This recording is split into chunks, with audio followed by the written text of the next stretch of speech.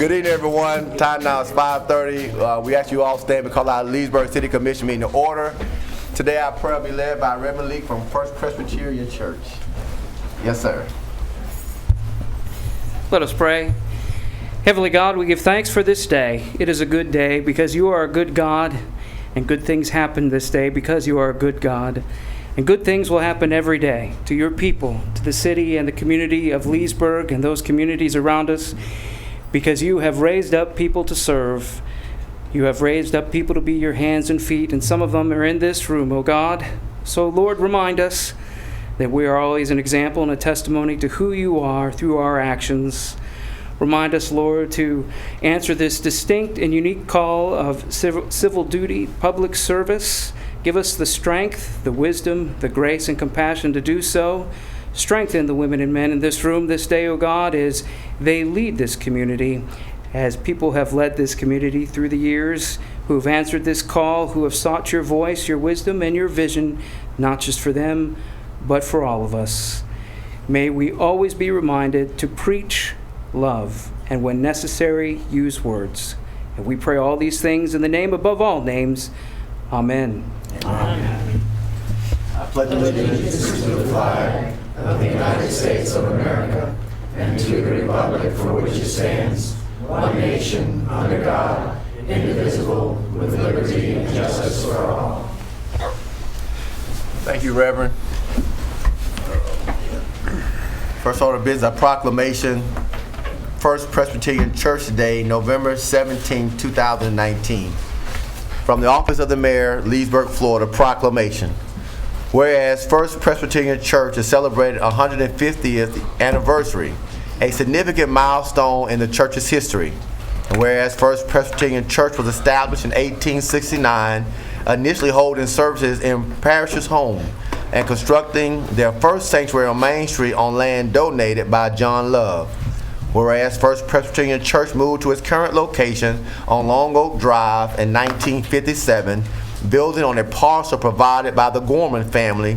And whereas First Presbyterian Church has helped organize 3 additional Presbyterian churches in the immediate area. And whereas First Presbyterian Church supports many missionaries worldwide as well as local organizations and offers a place of worship, community involvement, and family services to enhance the spiritual and physical well-being of all citizens. And whereas First Presbyterian Church will be marking this occasion with a special sesquicentennial homecoming service on November 17th, 2019, and the city of Leesburg wishes to join in the commemoration of this noteworthy anniversary. Now therefore, I, John H. Christian, Mayor of the City of Leesburg, do hereby proclaim November 17, 2019 as First Presbyterian Church Day in the City of Leesburg in recognition of this 150th anniversary, and praise the members of this congregation for honoring the longevity and endurance of the ecclesiastical home. Reverend, if you would come and present this to you. We do have former Mayor Sandra Henderson, who's here with us, and she's a strong supporter of the church. I've been a member about half of those years. Half of them. God bless you. Thank you for your service to our community and First Presbyterian Church. God bless you.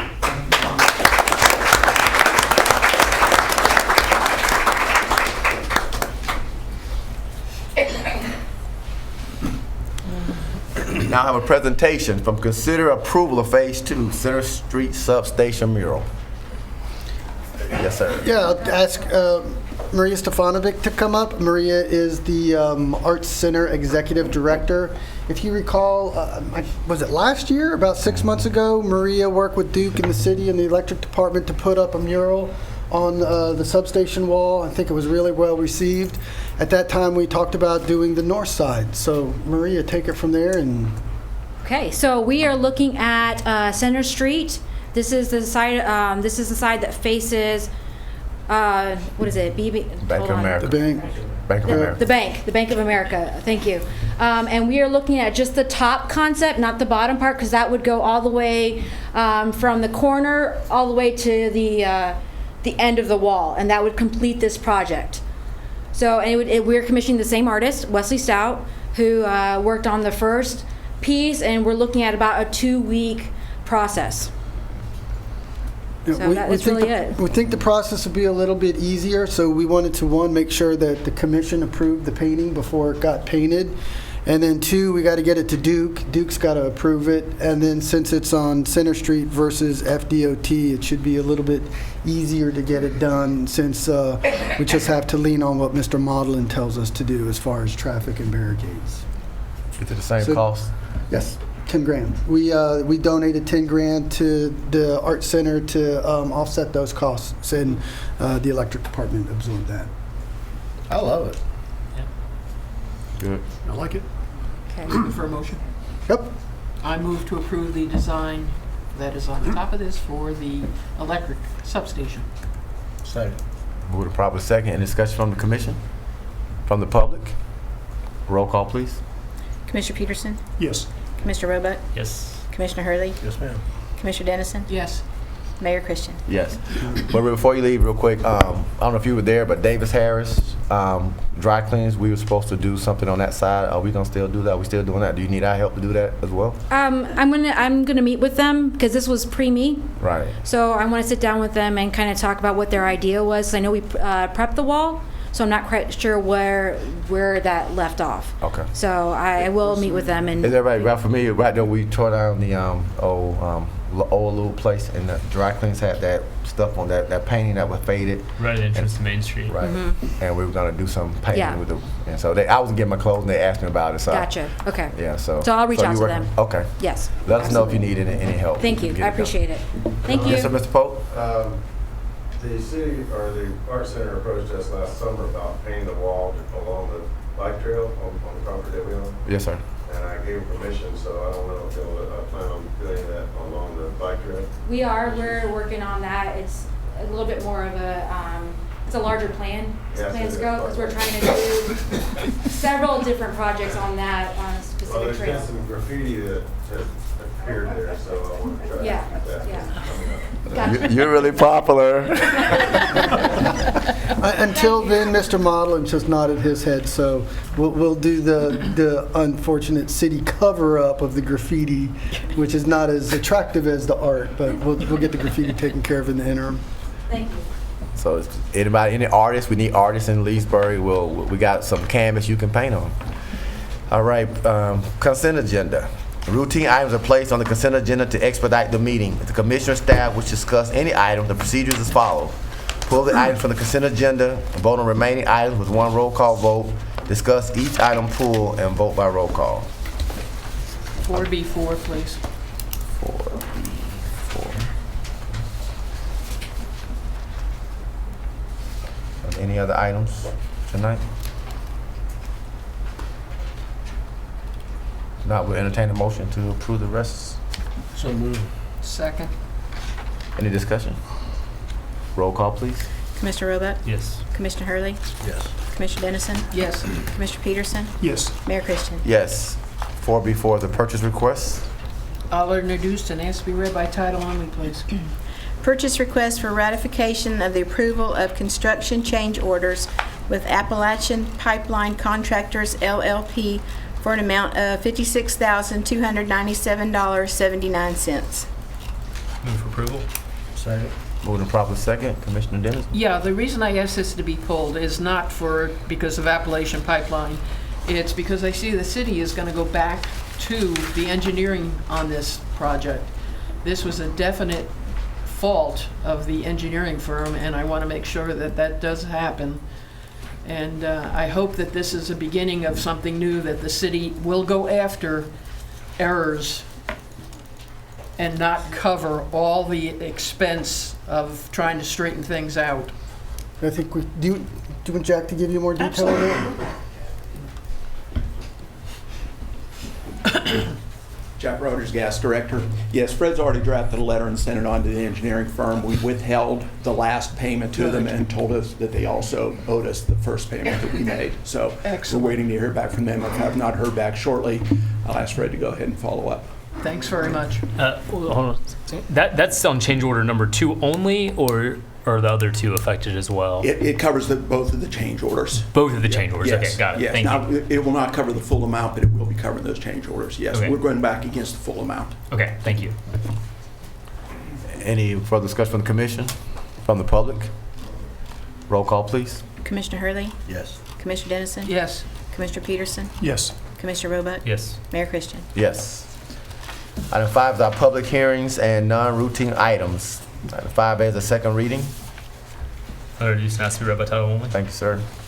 An ordinance of the City of Leesburg, Florida, annexing certain real property consisting of approximately 6 acres, being generally located south of County Road 470 and west of County Road 33, lying in Section 15, Township 20 South, Range 24 East, Lake County, Florida, provided that said property so annexed shall be liable for its proportionate share of the existing and future indebtedness of said city, providing that such annexed property shall be subject to all laws and ordinances of said city, as if all such territory had been a part of the City of Leesburg at the time of passage and approval of said laws and ordinances, providing that such annexed territory shall be placed in City Commission District 3 and providing an effective date.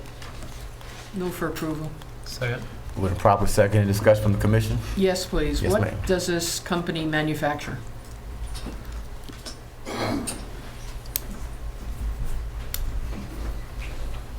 Dan Miller, Planning and Zoning. They manufacture water pumps that are used in industrial applications. Been there for a long time. Vactron, formerly Vactron, has been purchased by Vermeer, and it's going to be the same company continuing the same business. Okay, the reason I asked this question, there's no environmental impact on anything, is there? We've already been through it this past year. Right, the company is already there. In the future, they may wish to expand, but they would have to address any concerns like that at that time. Okay, thank you. Basically, if I remember right, their equipment, like we may use it to drill a hole under the ground, but they use water so that you don't have to bore with it. It's pretty cool. Any public comment? Roll call. Commissioner Dennison? Yes. Commissioner Peterson? Yes. Commissioner Roebuck? Yes. Commissioner Hurley? Yes. Mayor Christian? Yes. Item 5B is also second reading. Would someone like to introduce it? I'll introduce, ask to be read by title only. An ordinance amending the comprehensive plan of the City of Leesburg, Florida, changing the future land use designation of certain property containing approximately 6 acres from Lake County Regional Office to City of Leesburg Industrial for a property generally located south of County Road 470 and west of County Road 33, as legally described in Section 15, Township 20 South, Range 24 East, Lake County, Florida, and providing an effective date. Move for approval. Second. Moved and properly second. Discussion from the commission? From the public?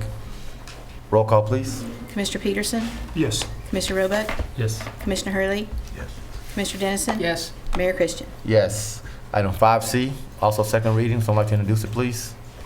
I'll introduce, ask to be read by title only. Thank you. An ordinance of the City of Leesburg, Florida, rezoning approximately 6 acres from Lake County LM Light Industrial District to City of Leesburg M1 Industrial for property generally located south of County Road 470 and west of County Road 33, as legally described in Section 15, Township 20 South, Range 24 East, Lake County, Florida, and providing an effective date. Move for approval.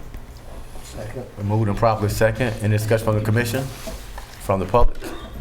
Roll call, please. Commissioner Roebuck? Yes. Commissioner Hurley? Yes. Commissioner Dennison? Yes. Commissioner Peterson? Yes. Mayor Christian? Yes. Item 5D is the first reading. Would someone like to introduce it? Introduce and ask to be read by title only.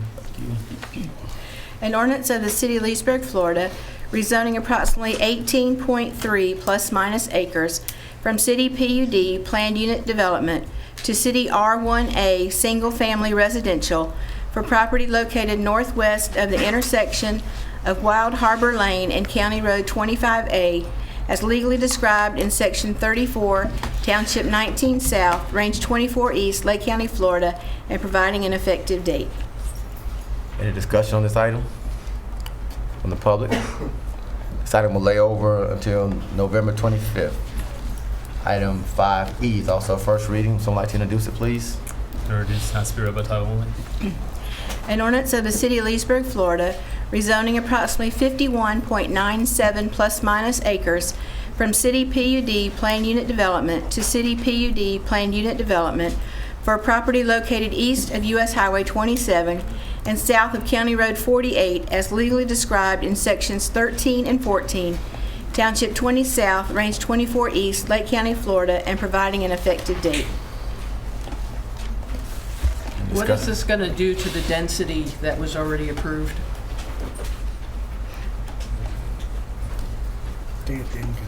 The density change is going to be negligible. The current approval is for 124 units, and they're asking for 5 more. It's on 53, was it, acres, 50 plus acres. Thank you. Thank you, sir. That item also lay over to November the 25th. Item 5F is also a first reading. Would someone like to introduce it, please? I'll introduce. An ordinance of the City of Leesburg, Florida, adding a PDO, Planned Development Overlay, on approximately 0.219 plus minus acres in an M1 industrial zoning district for property located west of U.S. Highway 27 and north of Sumter Street as legally described in Section 27, Township 19 South, Range 24 East, Lake County, Florida, and providing an effective date. Mr. Polk, are you going to put a mural on the side of that? If you would like to, we would love to have one. And Dan, do you have any pictures of what? I'm Mr. Polk. Yes. And I've been a starch. Opponent. Yes, of ice machines. When I ride through different cities, they look terrible. The landscape's not maintained. So, can you please assure me and the commission that this will have nice landscaping and be maintained? John, if you and all these commissioners didn't wear suits tonight, y'all would look a little bad too. So we can dress it up however you'd like to dress it up. They can look bad or they can look good. I mean, you know, we plan on putting landscaping, and the mural idea is actually a good idea. If you'd like to have a mural on the side, we'll be glad to do that. So we'll have plants there that'll look good, and it'll say ice on the side of it like all of them do. And if it's going to be as pretty as you think it is. Well, I mean, and I'm not being facetious, but if you go to Oklahoma, trash is all in front of it. You go on my way to Jacksonville, I get to probably Midway, trash is everywhere. It looks terrible. But Oklahoma is not in the city of Leesburg. I know that's why, we want to protect the city of Leesburg so it doesn't look like. And that's kind of what my position is.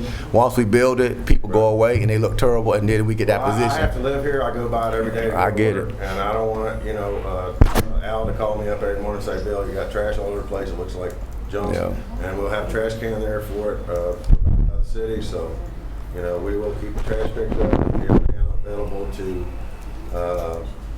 if it doesn't give your money back or doesn't give ice, there's cameras on the site that phone number you can call and get your money back. So, it's all up to date, modern stuff. Mr. Mayor, for the record, the conditions under this planned development overlay will require this ice machine to be constructed in a manner that any other building would have to be, with landscape and parking and handicap parking. This is actually quite strict. So we've got you covered on that. Okay. Any other questions? Anybody? We don't have an ice machine in Leesburg now, and it's hot in Florida, so people need ice. Commissioner Robo again. I was going to point out that the property is already zoned for some things that would be worse, that wouldn't require the landscaping and stuff. So in this particular scenario, I think we're going to get an upgrade of what the property currently is. But I agree that, and I think this is smart that we require people to do a PDO for ice machines so they can't just proliferate, and we do have some say. But I think it's well, and if you're heading to Crystal River, there's a ice machine on 44 Brownwood. At the that village. that one looks good. And yeah. Well, everything looks good. It's clean. Well, I'm just saying. It can look good in Leesburg too. We just got if our code enforcement enforces it, if we stick fines in it, but it also can look terrible if we allow people to not take care of the property. So and that's been my opposition. You got my number, John. I know. I'm gonna find you. You got my telephone. Any comments from the public? Is this yours, or is this somebody that you're doing this for? It's me and another guy doing it. Yeah. Well, he'll watch it. And he's done quite a few around. So he knows the problems and issues that handle. Thank you, sir. And he's here if you need to ask questions. What's his name so we can call him? What's your name? Keith Jones. Keith Jones. All right. Jones and Pope. All right. Thank you, sir. Thank you. Any other comments from the commission or the public? All right, we're moving on. Yes, ma'am. Can you come to the microphone, please? Just give us your name and address, please.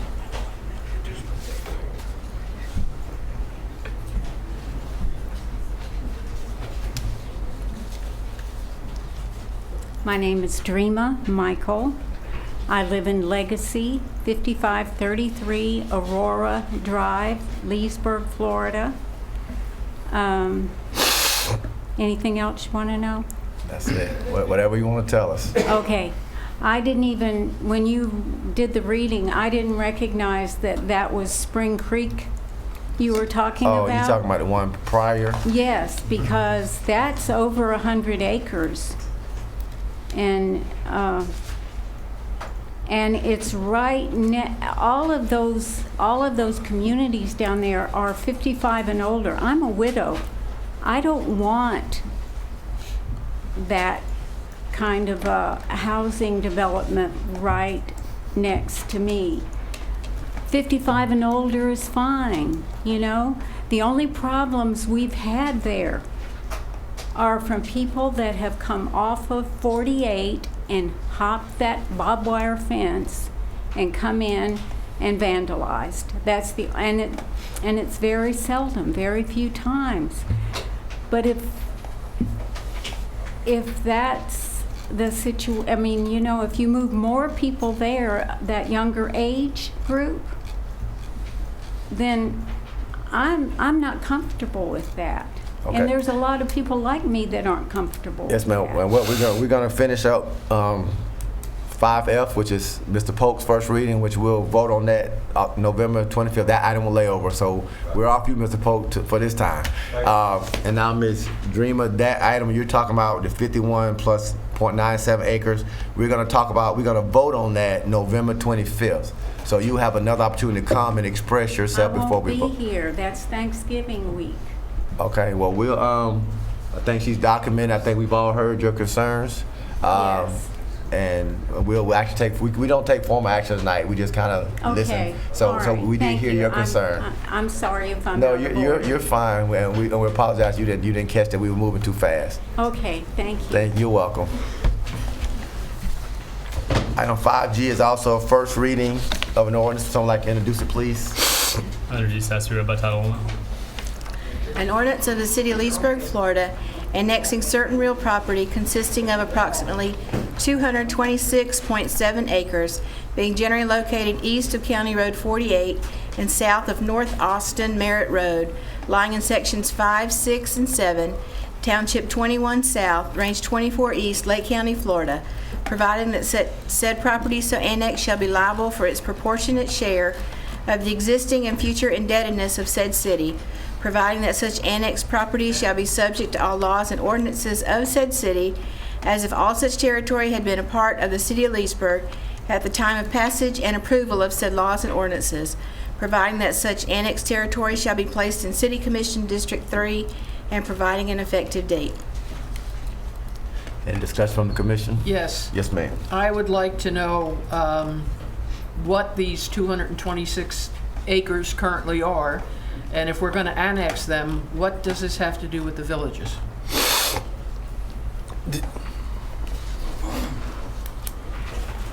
If you look on the aerial map, that you can see the property in the diagonal stripes. Right? Right, that's the area that's being annexed, that's being rezoned. The area that's being annexed, there should be one in there, Jim, which just shows some property in this area. That's the portion that's being annexed, and that's being added into the village's project. So that 200 plus acres is enveloped by the larger rezoning project.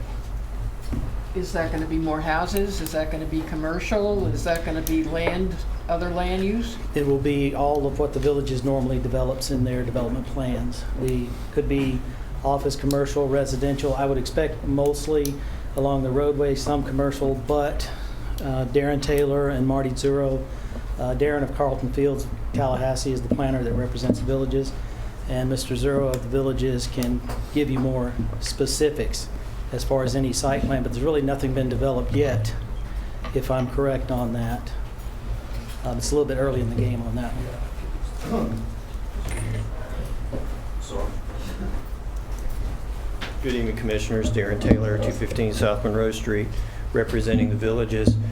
At this point, the property, if you approve, as far as the comp plan amendment and the property, all of the property goes to age-restricted development.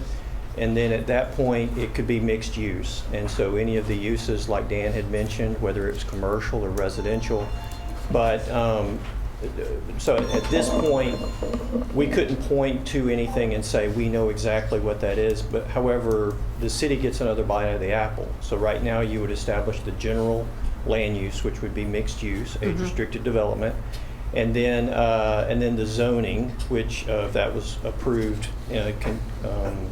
in conjunction with the land use. Once again, that's age-restricted development. Right. And then as we go in with more specific plans, that's when the city would be able to determine like whether it's going to be residential or at what density, how buffering would be addressed.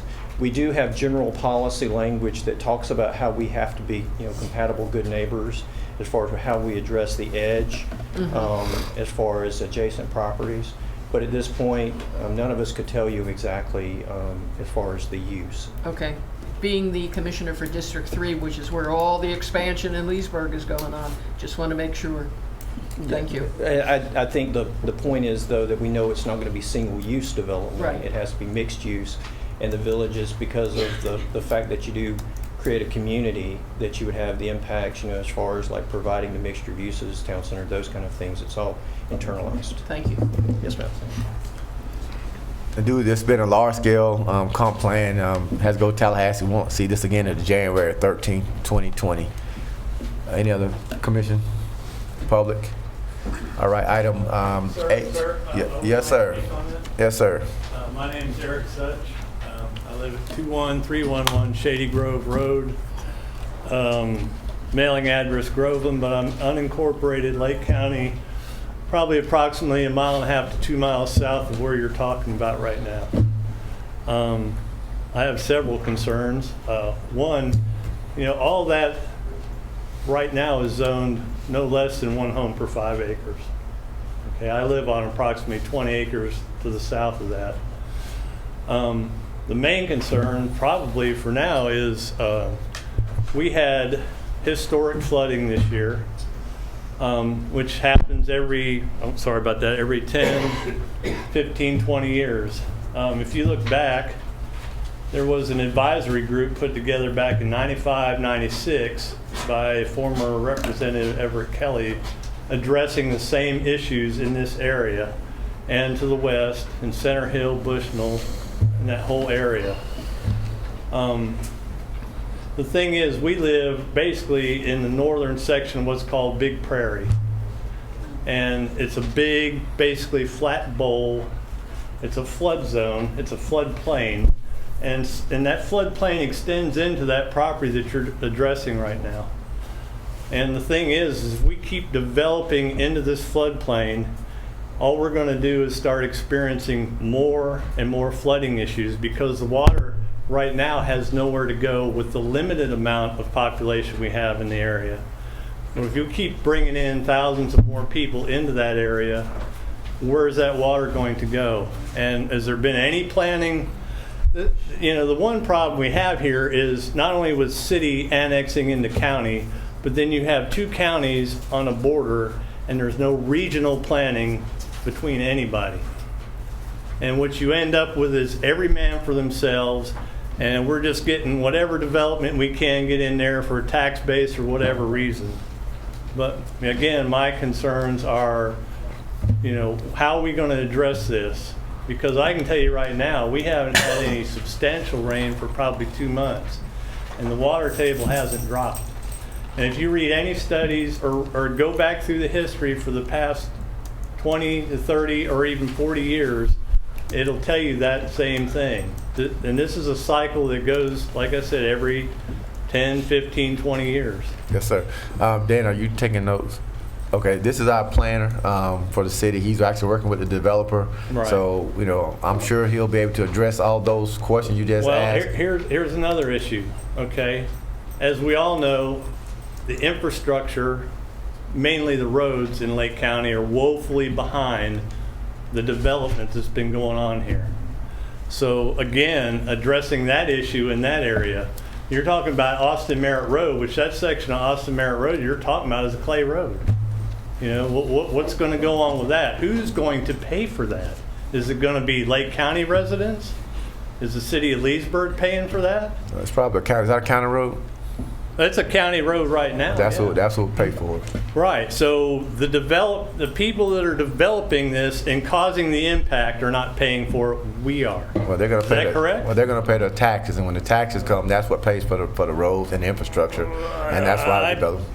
What's right? I mean, this is the first reading, so you know I was gracious to hear your comments. Usually we don't hear comments, but since you're here, I wanted you to express yourself. Now we're not going to have an argument match. No, I don't. And I don't mean it with all due respect. Yeah. I don't mean to sit here and argue about this, but the fact is all this has seemingly already been worked out ahead of time. No, and us residents who are again impacted by this the most, the ones that are outside of this, you know, are the ones that are going to have to deal with it in the future. Well, I can assure you, we haven't voted, so I don't think anybody has did anything before. So that's why the staff and developers come, and we're going to hear from the residents. Then we take a vote based on what we think is the best interest of the city of Leesburg. Well, I understand that, and see, you're talking about the city of Leesburg. I'm talking about unincorporated Lake County, Right. And I didn't move to where I'm at 20 years ago to be within the city of Leesburg, with all due respect. Yeah, Nothing against the city of Leesburg, but we kind of like being out where we're at without all that, okay? And I understand what y'all are trying to do.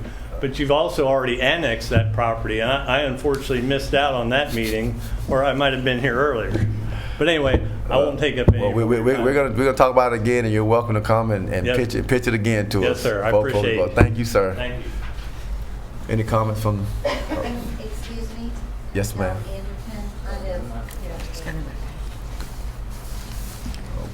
I know we're supposed to wait until this time. You drove here, and I'm sure we're all prepared to stay as long as we need to.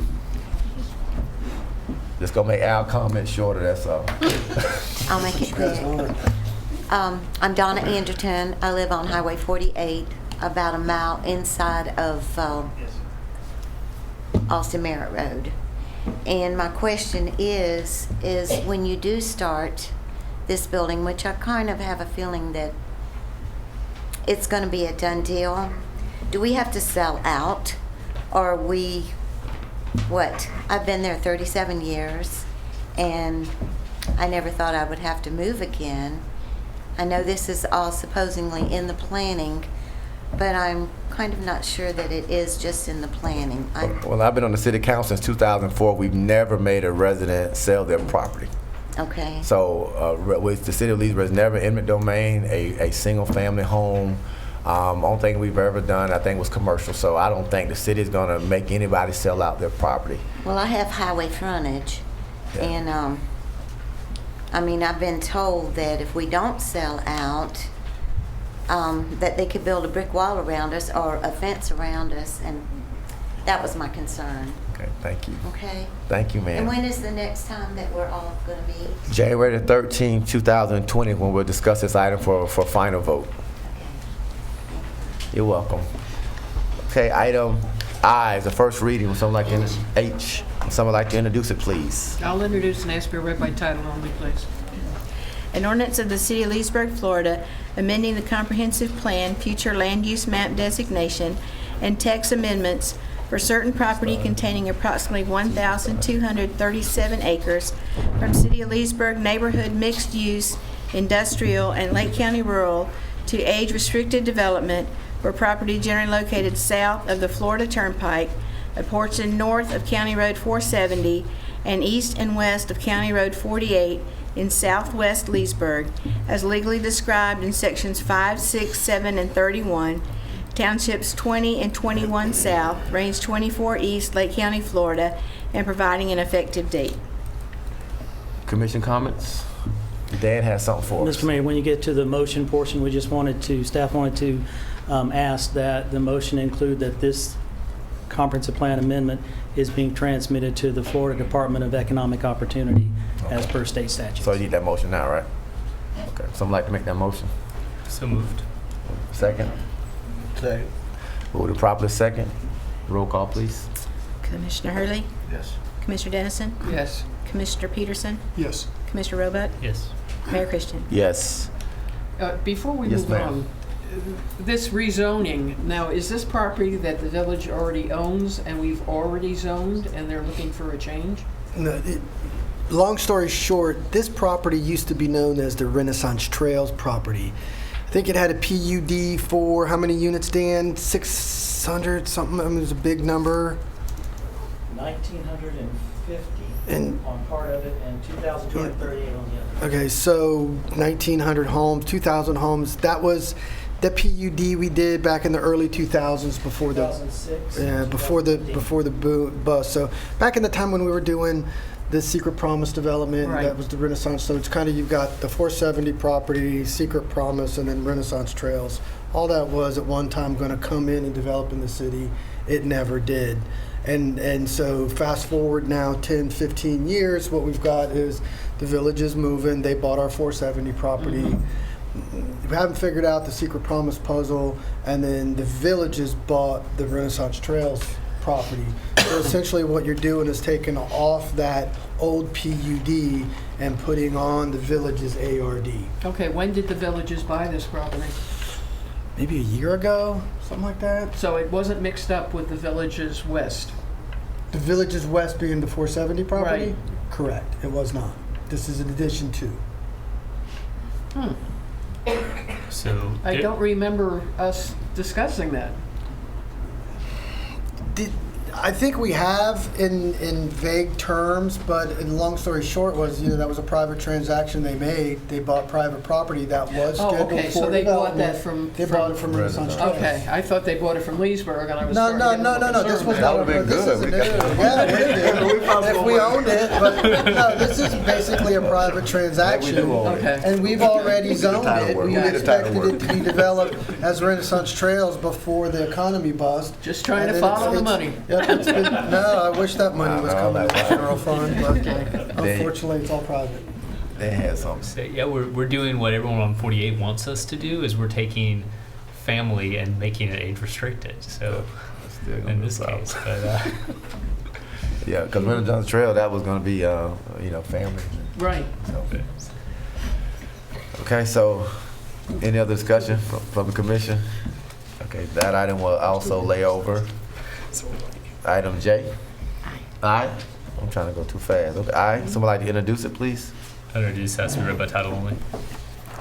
An ordinance of the City of Leesburg, Florida, rezoning approximately 1,237 plus minus acres from City of Leesburg PUD Planned Unit Development, CIP Commercial Industrial Plan, and Lake County A Agriculture to ARD Age Restricted Development to allow for a mixed-use community for property generally located south of the Florida Turnpike, a portion north of County Road 470, and east and west of County Road 48 in southwest Leesburg, as legally described in sections 5, 6, 7, and 31, townships 20 and 21 south, range 24 east, Lake County, Florida, and providing an effective date.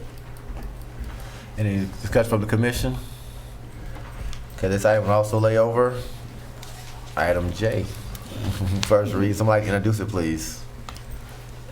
I'll introduce that to the read by title only. Thank you, sir. An ordinance of the City of Leesburg, Florida, to modify the Chapter 163 Development Agreement between the City of Leesburg and the villages of Westlake Area A for a development of approximately 1,382.301 acres, providing a binding agreement for long-term development, including but not limited to density, intensity, land uses and processes, approving development rights and land development regulations for property generally located near Florida's Turnpike, the Lake County and Sumter County line, and north of County Road 470, as legally described in sections 6, 7, 8, 9, and 16, Township 20 South, Range 24 East, Lake County, Florida, and providing an effective date. Any discussion from the commission? Okay, item will also lay over. Item K. So first read, someone like to introduce it, please. Introduce has to be read by title only. Thank you, sir.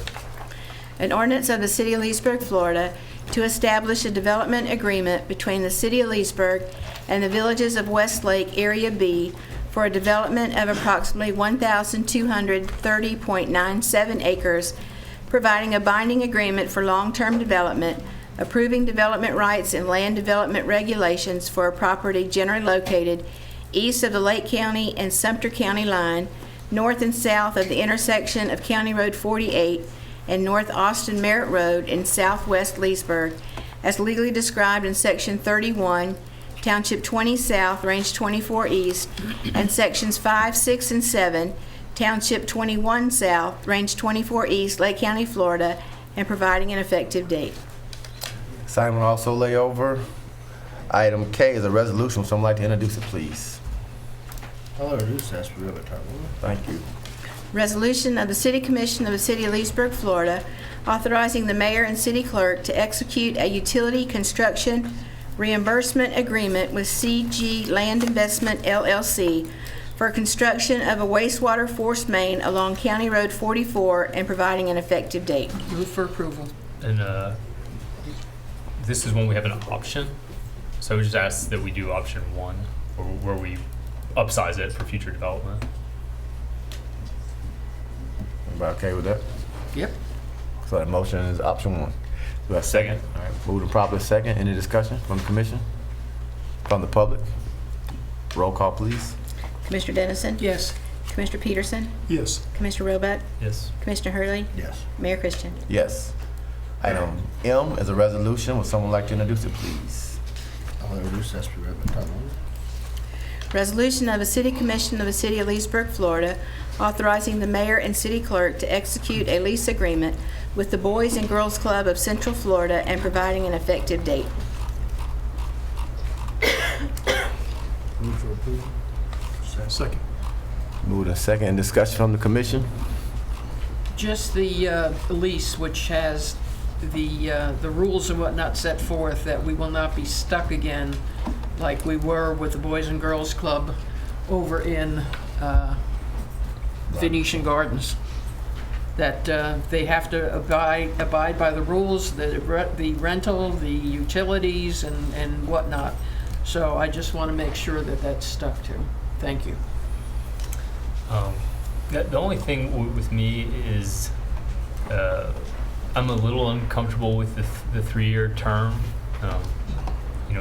I want to really believe that the organization has had positive changes and that they're going to do everything they say in this agreement and we're all going to be happy in 3 years.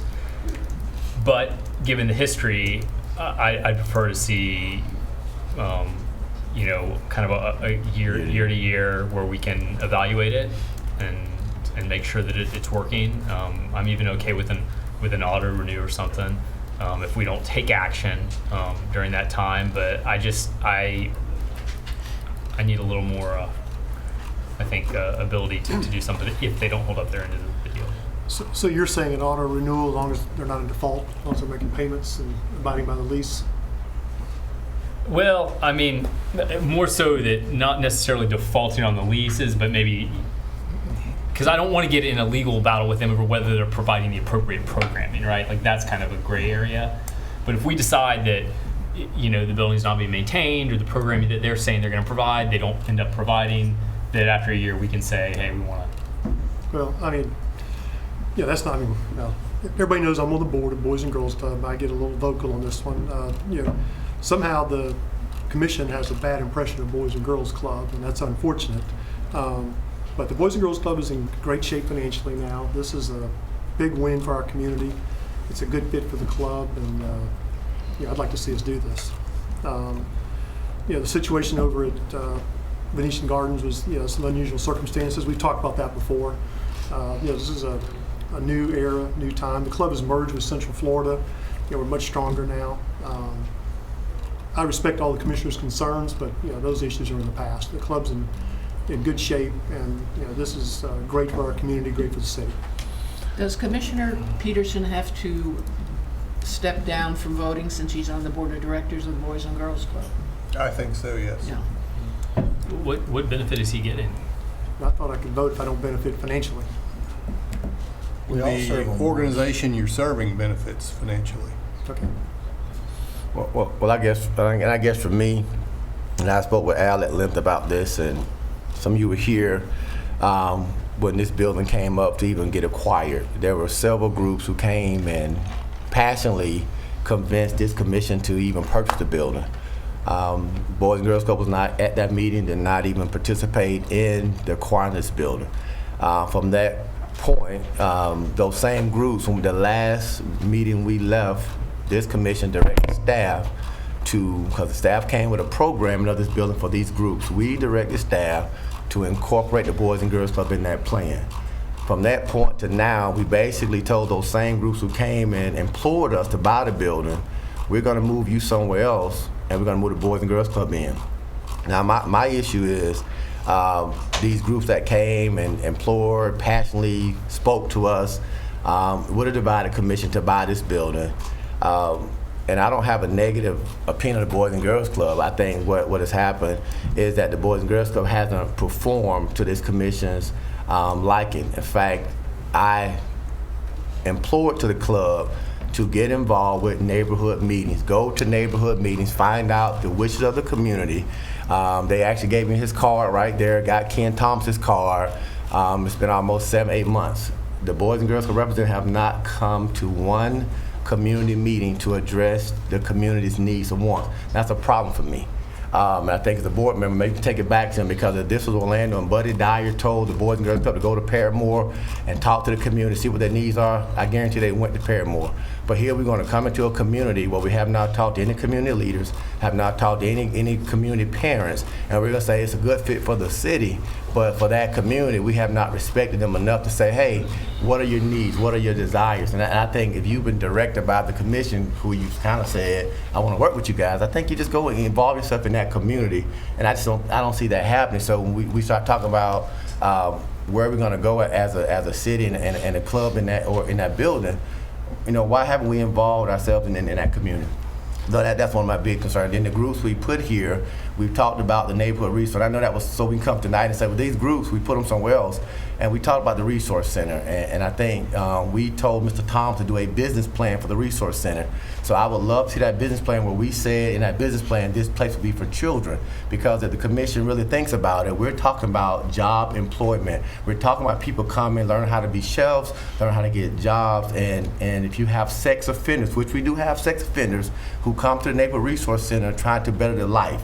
So now we're going to say, kids, you go and be in a building where we know that sex offenders are coming to and get their life better. So I think we're setting ourselves up by putting kids in the same building where we have sex offenders coming, learning how to be chefs, learning how to get job training, which that resource is for. And I said that last time, this is not a children's building. But here we go again, stick them over to the resource center, they can play. But that's just for people, adults, to go and get job training. So I think that whole attempt was, let's find these groups who came in this room, fought for this building, now we want to get them out. Why couldn't we say to the Boys and Girls Club, get those same groups, make them become club members? At 6 o'clock, when you close, maybe they can come and box, maybe they can come get tutoring. Why do we kick those groups out that came and fought for this building because we want to put another group in? So that's kind of my problem. I think it should have been, and maybe the staff should have said to the club, you need to get involved with that community, find out what the needs are before we bring a lease to vote on it when you were not part of the solution to get this facility. So that's kind of my big issue. I'm like Commissioner Roebuck. I mean, I want to see something more, and what you're showing me, that you're not even going to interact with those community leaders, and that's just a big issue for me. Well, I've got a few comments. Number one, when we talked about buying this building, I didn't support buying it, to buy it for clubs. I bought it, I supported buying it because Public Works wrapped around it like a horseshoe. I thought it was a great long-term fit for the city. So now we go buy it, then we decide what to do with it. I throw Boys and Girls Club in the mix. Somehow that's turned into a negative, which is just very disheartening to me. The comments on the club not being engaged, well, let me back up and talk about the club. And I may have Gary Kane speak, the president of Central Florida is here. But part of our problem right now is we're in a building that's just too small. We can't serve enough kids. We need a larger building.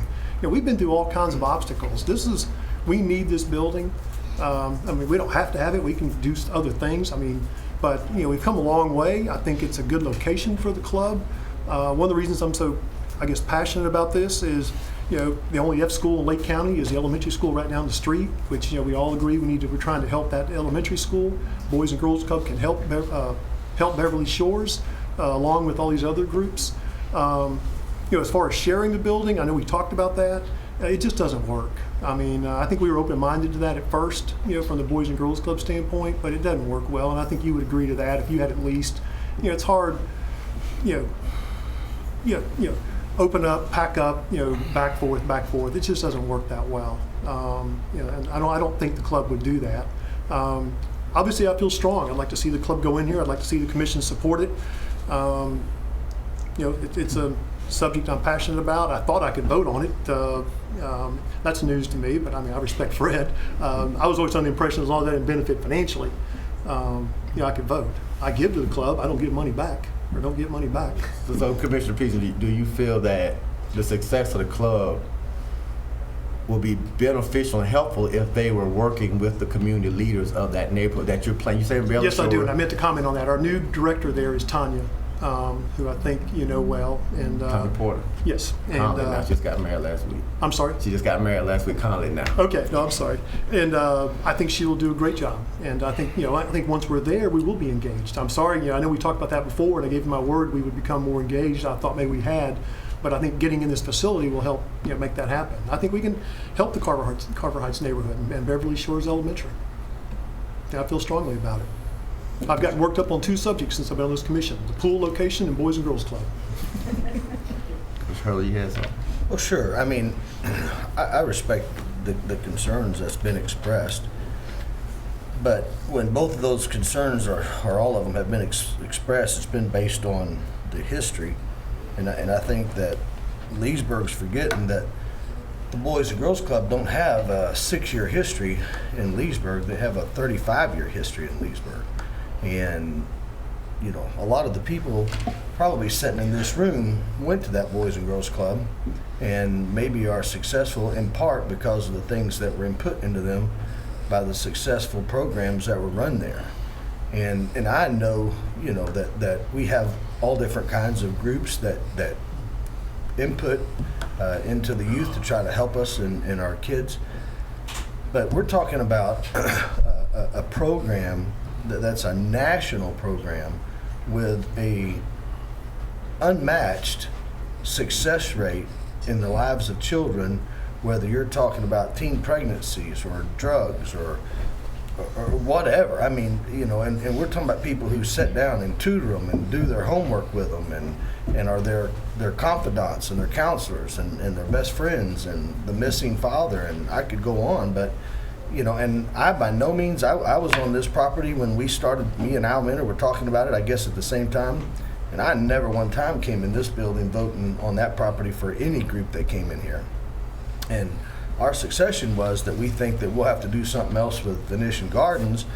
We take this building, do something with it temporarily until such time as we could build a new teen center, and then we would maybe possibly look at options like moving the health wellness center there or whatever. It never was designed or purposed that I remember to be anything but just a step through as we were working towards our master plan to build a really nice big community center that can accommodate our big programs that we're looking at overall. If I was in the Boys and Girls Club shoes right now and I could get 30 kids a day packed in there and I had a line out the door of 100 waiting, I gotta be honest with you, I know what you're saying, but I wouldn't go out and start trying to figure out how to recruit kids when I can't get the line in the door right now that's standing out there wanting to come in. They've got a proven history. Listen, we all know the history of Leesburg and what happened in the last 5 years. Y'all know I used to be angry about it because I was on that board for 10 years. I'm passionate about it as well. And I remember the dip, and just like on anything, whether it's a business, a church, a commission, the wrong people make things wrong. And, they went through a little step there where some of the wrong people were in key positions. It's not there. And in the last year and a half, they've proven that they've turned that corner, and now they're back on track like they were for the last 30 years that they were in Leesburg. So, I'm 100% supportive of the Boys and Girls Club. If we had the money, I would vote to go build them a new building. But I know that the work that they do is remarkable. The passion that the people have is unmatched, and the success rate is through the roof. And so I believe in it. And not that I don't believe in it. Come on, Mayor, you know my father. I was born and raised in church. I mean, he's got every kind of church organization program for everything in there too, and I've been raised in it. But they just got it fine-tuned, and they're really honed in, and everybody's vetted, and there's just a lot. And maybe, we could have somebody from the club that could come up and give us a little quick overview of what we can expect if. My name is Gary. Sir, hold on. Commissioner, are you finished with discussion? Yes, thank you. I just would ask Commissioner Hurley if they've got their act together and whatnot, and you're talking about history. Once their act was together, what have they paid us toward their rent and their utilities that they've been running up for the past 6 years? We've never asked them to pay a penny. Yes, we did. We did? How? Did we send them an invoice? That was Ray Sharp that was in charge when that was done. Okay, but we're talking about the last year and a half. Have we ever sent them an invoice? No, and the initial deal with Ray was they were supposed to be in the building a year, and then life was supposed to change. And we've had discussions since I've been here, going on 1 month, less than 6 years, but we've never definitively said they need to pay. You've expressed that. The commission as a whole never has. And since I've been on the commission, I have offered to pay to settle this commission down on this issue. Well, I do know where you're coming from. I remember back when me and you both were beating that drum of you need to step up, and my position was not pay me rent, because I don't care about the $100 rent from them. My position was you went from a phenomenal facility out on 44 that was built and designed by Leesburg for the purpose it was used for, and it fit and accommodated hundreds of kids, and through mismanagement, here you are now with a building that we are going to knock down. That's so right. I don't want to get rent on something I'm knocking down next week. If they move out Monday, we're going to knock it down Tuesday. So that would be my thing under my comments is if this would approve, I would be come January 2, maybe. But my point is I was beating the drum because I know that we have so many kids, and I think that's where the mayor's coming from. We have so many kids that need to be served, and even this building is not going to accommodate it. I think that's where we're going to have to really step up to the plate with our community center. With our new teen center, because we again need a facility. Our city's growing and the need's growing, and we need something more than even what this is going to do. But I believe that they've turned the corner based on what I've seen. For years I wouldn't even walk in there, and now I'm back supporting it because I believe they've restored themselves, and I can't blame this person or that person or that person for what the two people who ain't here no more did. I'm just being honest. But that's it for me. Yeah, before the speaker would speak, if I could add, just from a staff perspective, as you can tell from the conversation here, I think each commissioner has a different opinion on what staff directive was and what you wanted to see brought back to you. So what I think has been brought back to you is a good agreement with the Boys and Girls Club that I would encourage this commission to approve, even at a 3-year term, and even with some of the things that you're concerned about too, Commissioner. And with respect to the mayors and the community issues there, what we try to do on a staff level is we did negotiate in good faith with Boys and Girls Club and try to weave in how we use the Knights of Columbus building in a multi-fashion purpose. And frankly, the Boys and Girls Club showed a willingness to do that. But the parameters around that were so difficult that we couldn't make it a multi-use building. So we felt like on a staff level, we reached out to a certain number of groups that were before this body. And we tried to find everybody a location and try to find everybody a home in a city facility to keep and expand recreational programming. I don't know if we did a great job doing that, but I think we did a reasonable job. And I think the motion, if you approve it tonight, and the lease, if you approve it tonight, provides a reasonable solution, short-term be it. But I think that's where we need to go to get everybody comfortable, whether it's the mayor's particular issue about recreational programming, whether it's Commissioner Dennison's about will they pay their utilities, to Commissioner Roebuck's, to the term of the lease, and frankly Commissioner Peterson and Hurley have been the most advocate of the Boys and Girls Club. So I think we found middle ground for you. I would encourage you to do the lease, and I think there's the parameters in there for us to keep it moving forward. And I think it's a good test for everybody to step into this slowly so that we have a good testing ground on how we move forward with, I think, just a portion of the teen stuff that we need to accomplish for the community. And can I just inject one thing, just to remind us of something? The reason that the Boys and Girls Club are in that building and out of the big building they were in, a church put them in the situation they're in. A congregation from this town's one that put them there, because I was on the board. Because the church wanted them when the economy dipped. There was a certain church in town that said, why don't you guys come here? We've had success rates with other places. Why don't you come here and bring the club here, for whatever motivation that church had. And then one day they called the board and said, you got till Monday to get out, and that was the end of it, and there was no place to go. So it wasn't like they totally were just like, hey, let's move out of here and go find a place to get for free. They had really had worked the deal with a church, and the church... As you realize, there's two sides to every story, so we didn't hear the church's side. Well, I can tell you, because I was the one in the meeting. Fire beds got stomped on, cokes got spilt in the sanctuary, fences got pushed over, bathroom toilets got stuffed with toilet paper. 100 kids are hard on a property. We all know that. We all know that. It's just what Piggybacking happened. off his comment, the club sold the building during tough times. They had to sell it. It was a good decision to keep the club afloat. We had an executive director at the time. I compliment her. I think it was a great move during the Great Recession when things were tight. She created a model where we basically went to churches and cities, and we went into buildings with no rent, minimal rent, pay utilities. And I remember I was a treasurer at the time. Our total rent and utilities was under $2,500. The reason I remember that number, our utility bill out on the west side of town was $2,500 a month. So my point is we went into a cost-cutting mode to save the club. And there's a lot of history with the club. It's a great organization. It fell on hard times during the recession. It's back. And I asked the commission to be supportive of this. I guess I can't vote for it.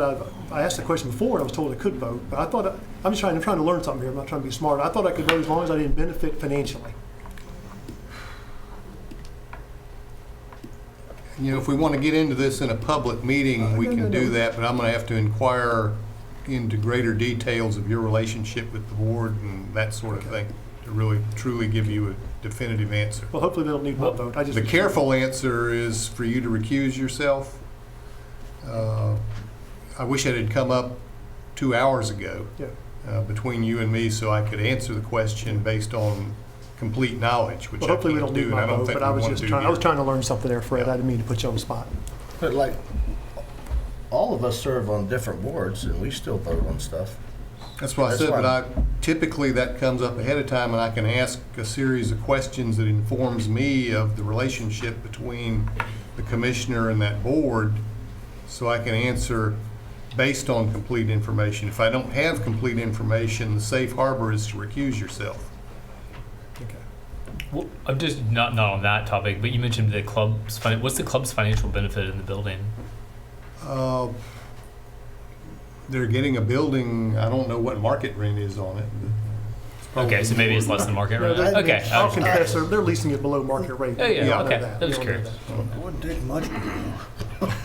And I think I don't want anybody to misread my comments. Commissioner Hurley said in 1971, the club was in Leesburg on the Lucas Street property. It was a boys' club at that time. And the club has done tremendous things, helped a lot of people. But from those times, from me being 6, 7 years old, the club was always engaged in the community. People from the community worked there. They were engaged. They picked up kids in the community. They were very involved. So when I make comments about being involved in the community, that's what I look for.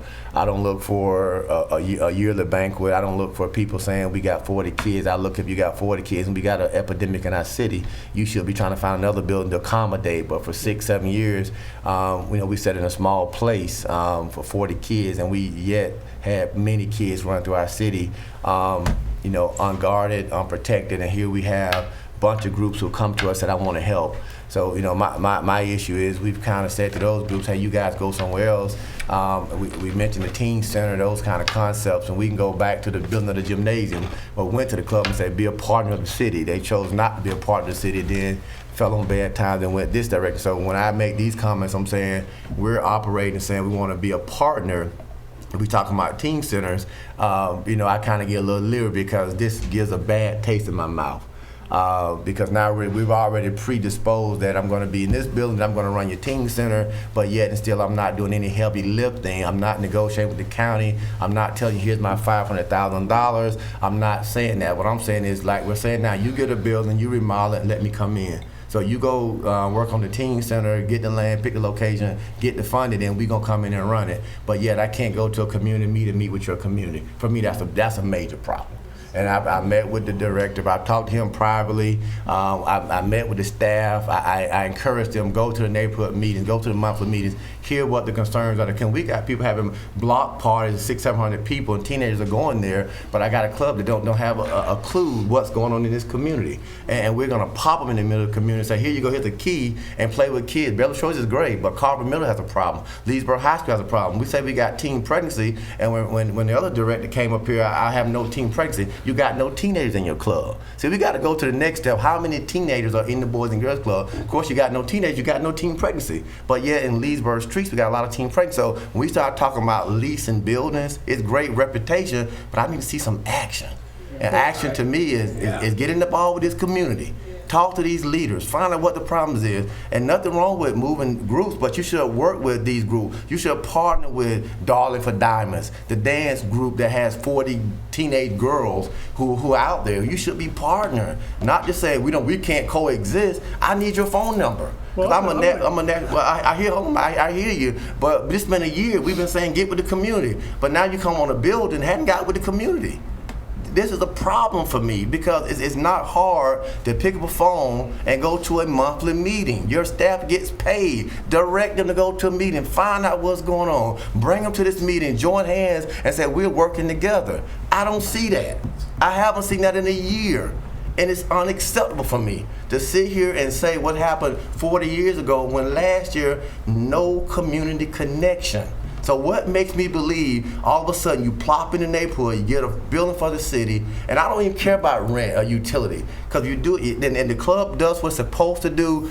We shouldn't want any money from you. You should be serving our community, helping our kids. $12,000 is not going to break this city. In fact, we're going to probably give it back to you in sponsorship. So I don't care about your rent. I want you on the streets, on the boots on the ground, helping these people. That's all I want you to do. I don't care about whose name on it. I want to see you helping children. And so to have support 40 the club and put them in this location and let us show you. But we need the location first. It's a perfect location to do what you want to do. You had a year. You knew you was coming to this meeting. I met with Lena last year in my office. Still no community connection. I'm just saying, I don't want you just picking the kids up from the school, playing with Johnny while he's 5. When he gets 12 and he's too big, you kick him out. We got too many kicked out Johnnies on my streets, man. I need somebody to hire the staff that can deal with 12-year-old and 14-year-old Johnny. Well, first off, go ahead. I'm listening. There's not a group in here that can do. That's why we have churches on every corner. That's why we have nonprofits, things that work. You have programs in your church. I'm trying. I have in my Exactly. church. No one group can fix every kid. No, I'm not saying that, though. And that's what I'm saying. I'm connected in the community. You're connected in the community. We're all connected. I don't see that connectivity. I want to see that partnership. We got nine. I agree with that. We got 9 groups right here on this paper. All of them should be working together. Which of them been in existence for 100 years? Which one of them are going to be around 30 years from now? Well, how many have your church or my dad's church? How many youth leaders have we had in the last 10 years? Or how many Sunday school teachers? So we're talking about an organization that if Frank leaves, John shows up, and we never miss a beat. If you talk private groups where it's brother and sister John, and they get a job, now the group's sitting there going, what do we do? I know that, and you know that as well, 100%. So I'm just saying, we know that both groups do the same type stuff. If we've got a group that's proven and a group that can do it now in the right position, and we have instructed them, and hey, that's the beauty of everything we're doing. We have a clause to kick them out. Well, I want to kick them out. I know, but so them and like I believe in it, and Commissioner Peterson believes in it, that they're there, that we're there. Do I think that you're falling short by not having your staff go into the community? I will agree with the mayor on that. You're falling short for two reasons. A, because you should be tapped in. And number two, because you've been asked by the city who's trying to partner with you to tap in. So there's nowhere to go on that. You've missed the boat somewhere. But I still hold true to my feelings about, I believe the board as a whole, the core. And here's what I like about the people that work there.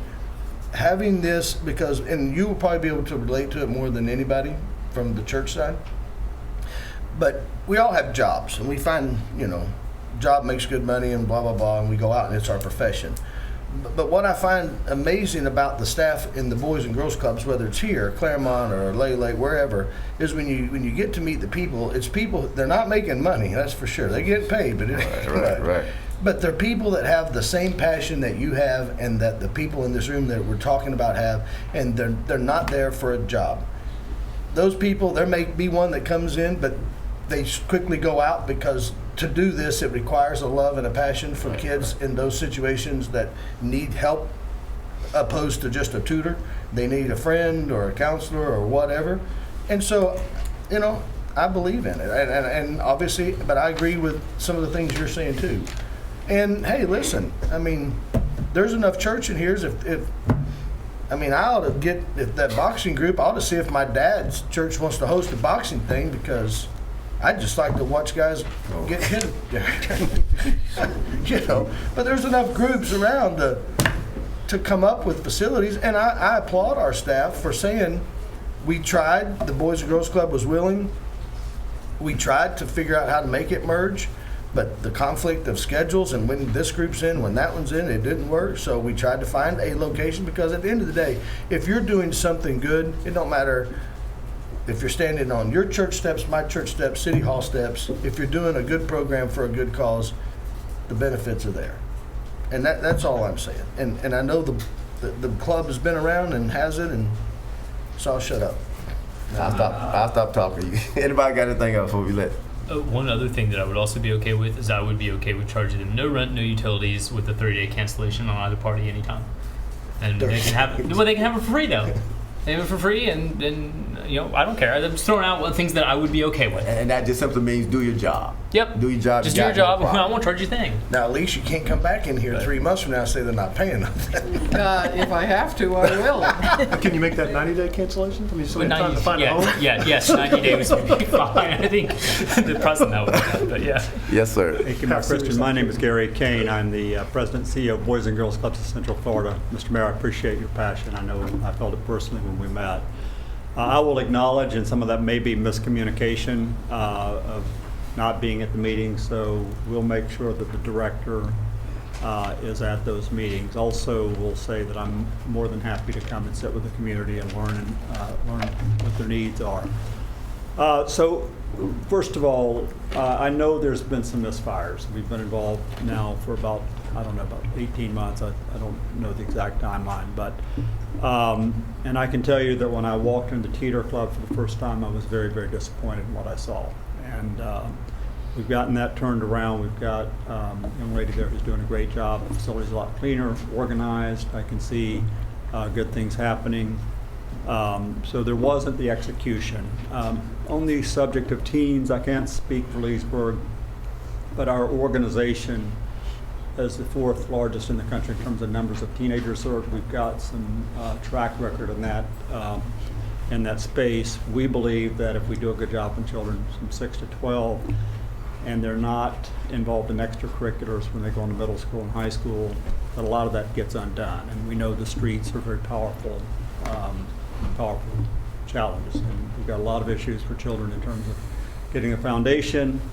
We've got to make sure our young ladies, and our young men have things to do, and we're highly committed in that space. So I'm not going to give you a Boys and Girls Club commercial other than 43 years as a Boys and Girls Club professional. I have been in Central Florida for 26 of those 43 years. We have built the organization based on being able to deliver on what we say we're going to do. I'm a big believer in under-promise and over-deliver, so I'm not here to promise the moon in the sky. But we partner with a lot of cities and a lot of counties, and we understand the terms of the lease. We will abide by those, and we really would want to make you proud If we can't make you proud and we can't do a good job, we don't deserve to be there. I would say that to our senior team, to our line staff, to our club staff. We exist to get results, to love children, to give them opportunities to see what's possible in their lives. So having said that, I'll be happy to answer questions, but I appreciate the passion around this. But I do believe we have to, we have to get this right in Leesburg. There's a lot of hurt points in Leesburg from my personal and individual meetings with individuals. I understand that. Whatever the commission decides is in the best interest of the city, then we will honor and abide by that. But I am giving you my word that we'll do all that we can to make you proud. Any commission comments from Mr. Kane? So, Mr. Kane, do you have a 3-year plan for Leesburg? No, we do not have a written 3-year plan. I think Plan 1 was what are the options with Teeter, because it's, as you all know, it's not a great building. And I think the plan is to knock it down. I think that's a good plan. It's a beautiful location. And then to get location solved and build the financial foundation across our platform here. So we've strengthened that quite a bit, but I think we've got to get the foundation built. And we've made some staffing changes to allow for a person to be dedicated to fundraising and supporting the board. So I think the one is execute. Let's just execute. I'll just say this for what it's worth. I've been around for a long time, and a lot of 3-year plans and 5-year plans get written and they get put up on a shelf. And I think you need to have this is my view. And pragmatically, I've got some education in business, but I think today's world moves quick. You got to know what you're focused on, how you're going to get there, and be quick and adept at being able to change and working with people. So our job is to work with you and to make you happy with what we do, whether we're paying rent, we're not paying rent. I think the first time I came before this commission, there was a debate about whether or not we deserve some money, and I said, listen, sounds like to me we haven't earned that. So I would respectfully, decline that. I think the commission ended up doing it. I wasn't trying to play games. I just think that we do have to perform. I can't make it any more clear than that. We are a mission-focused enterprise. And that means as an enterprise, any enterprise exists to get some results. And children deserve the best. If we can't give them their best, our best, then we shouldn't be there for them. Somebody else should come in and do it. I said that when I came in the door in Central Florida when we had a lot of problems, and I will say that when I walk out the door, that whoever follows, our job is to get results for kids. I would not be here today were it not for my club. I understand the importance of it, and I'm driven each day to make sure that children have opportunities. And the children that you're talking about that live in this community, from what I know, and I don't have firsthand experience, don't get all the assets of, that my children and my grandchildren have had. So that's, those are things that we've got to make those possibilities, lay that foundation. It's not for lack of loving parents and loving grandparents. It's just that there's a lot of headwinds. We've got to overcome that. We've got a long way to go there. So Mr. K, I guess I'll keep asking questions. Okay, so whose responsibility is it for Leesburg? Are you because when you and I met, you told me it takes you a year to do an assessment on buildings, programming for Leesburg. It's been about a year. So now my concern is who's responsible for making sure the Boys and Girls Club of Leesburg, not Clermont, not Lady Lake, not Eustis, Leesburg functions at a high rate because really it's catch up at this point. Who's that responsibility? Is it yours or is it someone you hired in Leesburg? Do you have staff that not someone who's been there 20 years, but someone who says, I know how to make this work? I mean, who's overseeing that? So we don't come here next year and we hear the same kind of like waiting on whatever Leesburg build a teen center, we got a new building, or if Leesburg gives us money. Have you allocated funding? Have you allocated staff to make this, if you get into this building, that it hits the ground and you're running and you're saying, as one of the commissioners said, the light is on, bring the kids. Mm-hmm. I mean, who's that responsibility lies on? Well, it ultimately does lie with me. I mean, we have Kelsey as our chief person, Kelsey Gonzalez on the ground. She's been there a number of years, but we also, as mentioned, Tanya is very experienced. We think she's going to bring a lot of skill and love and good fundamental work. But we know that the kids come for a reason and they vote with their feet, particularly teenagers. If they're not coming, we're not doing something right. So that's, at the end of the day, word travels, so to speak, in the Boys and Girls Club. We don't have issues with really getting kids in the door. And we have issues with trying to, as you addressed it earlier, how do we figure out how to serve the additional children who we don't have the space or the resources to serve? They're coming. You got about 50 that walk down the road every day, so they got to walk across the street. So I just want to make sure you guys are prepared for them, because if you go outside and Carver Middle School release their kids, you got 50 or 60 that walk down the road with no place to go. They hang out at the gymnasium, so they're going to just walk across the street. So I just want to make sure that your staff, and that's, I think, the importance of the community meeting, your staff, day one, should be prepared for influx of 60 plus teenagers coming from Carver Middle School. And if you're not ready, then it's going to be a disaster. Well, I think that's good, sage advice, and we'll be ready. Okay. We'll be ready. All right. Thank you, sir. Speaking of the gym, is there like any of these types of organizations that could utilize the gym for stuff? Like Boys and Girls Club? I mean, there's a couple. Yeah, we did work out an agreement with a couple of these groups for the gym. For example, the Tiffany Miles group, which is Men of Distinction, the Drumline, will be using some of the gym facilities. We've got library facilities in there. We've got the Cultural Arts building in there. We've got the Resource Center. So it's spread out a little bit, but wherever we can use the gym, we've tried to. That's Parker. Good evening. My name is Max Parker. I'm the Vice President of West Leesburg CDC. I had over 30 years of experience of Boys and Girls Club in the city of Tampa. I can't tell you how proud I am of the Boys and Girls Club. But again, I am a West Leesburg CDC Vice President. When it came about, as far as talking about this building, there were those other organizations that came before the board of West Leesburg CDC and talk about what they're going to do with the community. There was hope and understanding for us communication that something will be done positive for that building with those other organizations. From that date until now, there was still hope that those organizations are going to be part of that building until we found out that it's always been almost an agreement with the Boys and Girls Club. Again, I have a problem with that. It's just there was no communication that there was going to be the Boys and Girls Club and those other organizations going to be going somewhere else. That is not what I think is right for anyone. You're not communicated with as far as what you want to do, how you want to do it. That's it. Thank you, sir. Hello, I'm Consuelo eBay from Darling Diamonds. Oh, yeah. Can you hear me now? Thank you. I'm sorry, 411 Problems. I am one of those organizations that came forth and have been talking to you all about this building. I have not seen Boys and Girls Club at any of these meetings until tonight.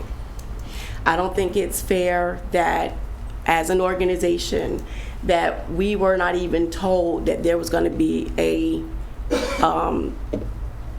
mandate that Boys and Girls Club was going to be in this building. It was hope that organizations like myself would be able to utilize the space to really target these kids, especially at-risk children, children that are in need of these programs. How fair is that? No one called, no one said, hey, 9 groups, hey, we want to put you somewhere else at all. And I understand Mayor's heart with this. I understand Commissioners Peterson and Mr. Hurley's heart with this. But at the same time, no one ever called us or even connected with us to say, we want to work with you all on this building, period. And that's not fair to us as an organization that want to come in and help our community at this point. Can someone explain why no one called us to say, we're going to make Boys and Girls Club it for this building? I don't know how there was no communication when I provided the commission with a list of where we located other facilities. I don't know how we can say we didn't communicate when I have a list before the commission showing where we set up other community groups. That may not have been what the community wanted, but that was how I directed staff to come up with middle ground to get everybody a location. But what happened was that that was your perspective. I just provided mine. Okay. Okay? But what I'm the saying city is- reacted. Right. The city reacted. We do everything we can to locate and facilitate all groups. All groups. Since I've been city manager, we have been over backwards, whether it's to facilitate individual commissioners and their wants or other groups. I will see to it that we will do that in the future. I understand your disappointment. I ask for understanding to work together to come up with a reasonable solution. I've put that before the commission, and you can like it or not like it, and I'll accept the vote of the body. Well, from my understanding, Mr. Minner, is that when we last came, we were told that, we will all come together and make a flexible schedule, in which I believe Travis did call us and asked if we were flexible for this building, not for any other location. It was for this building.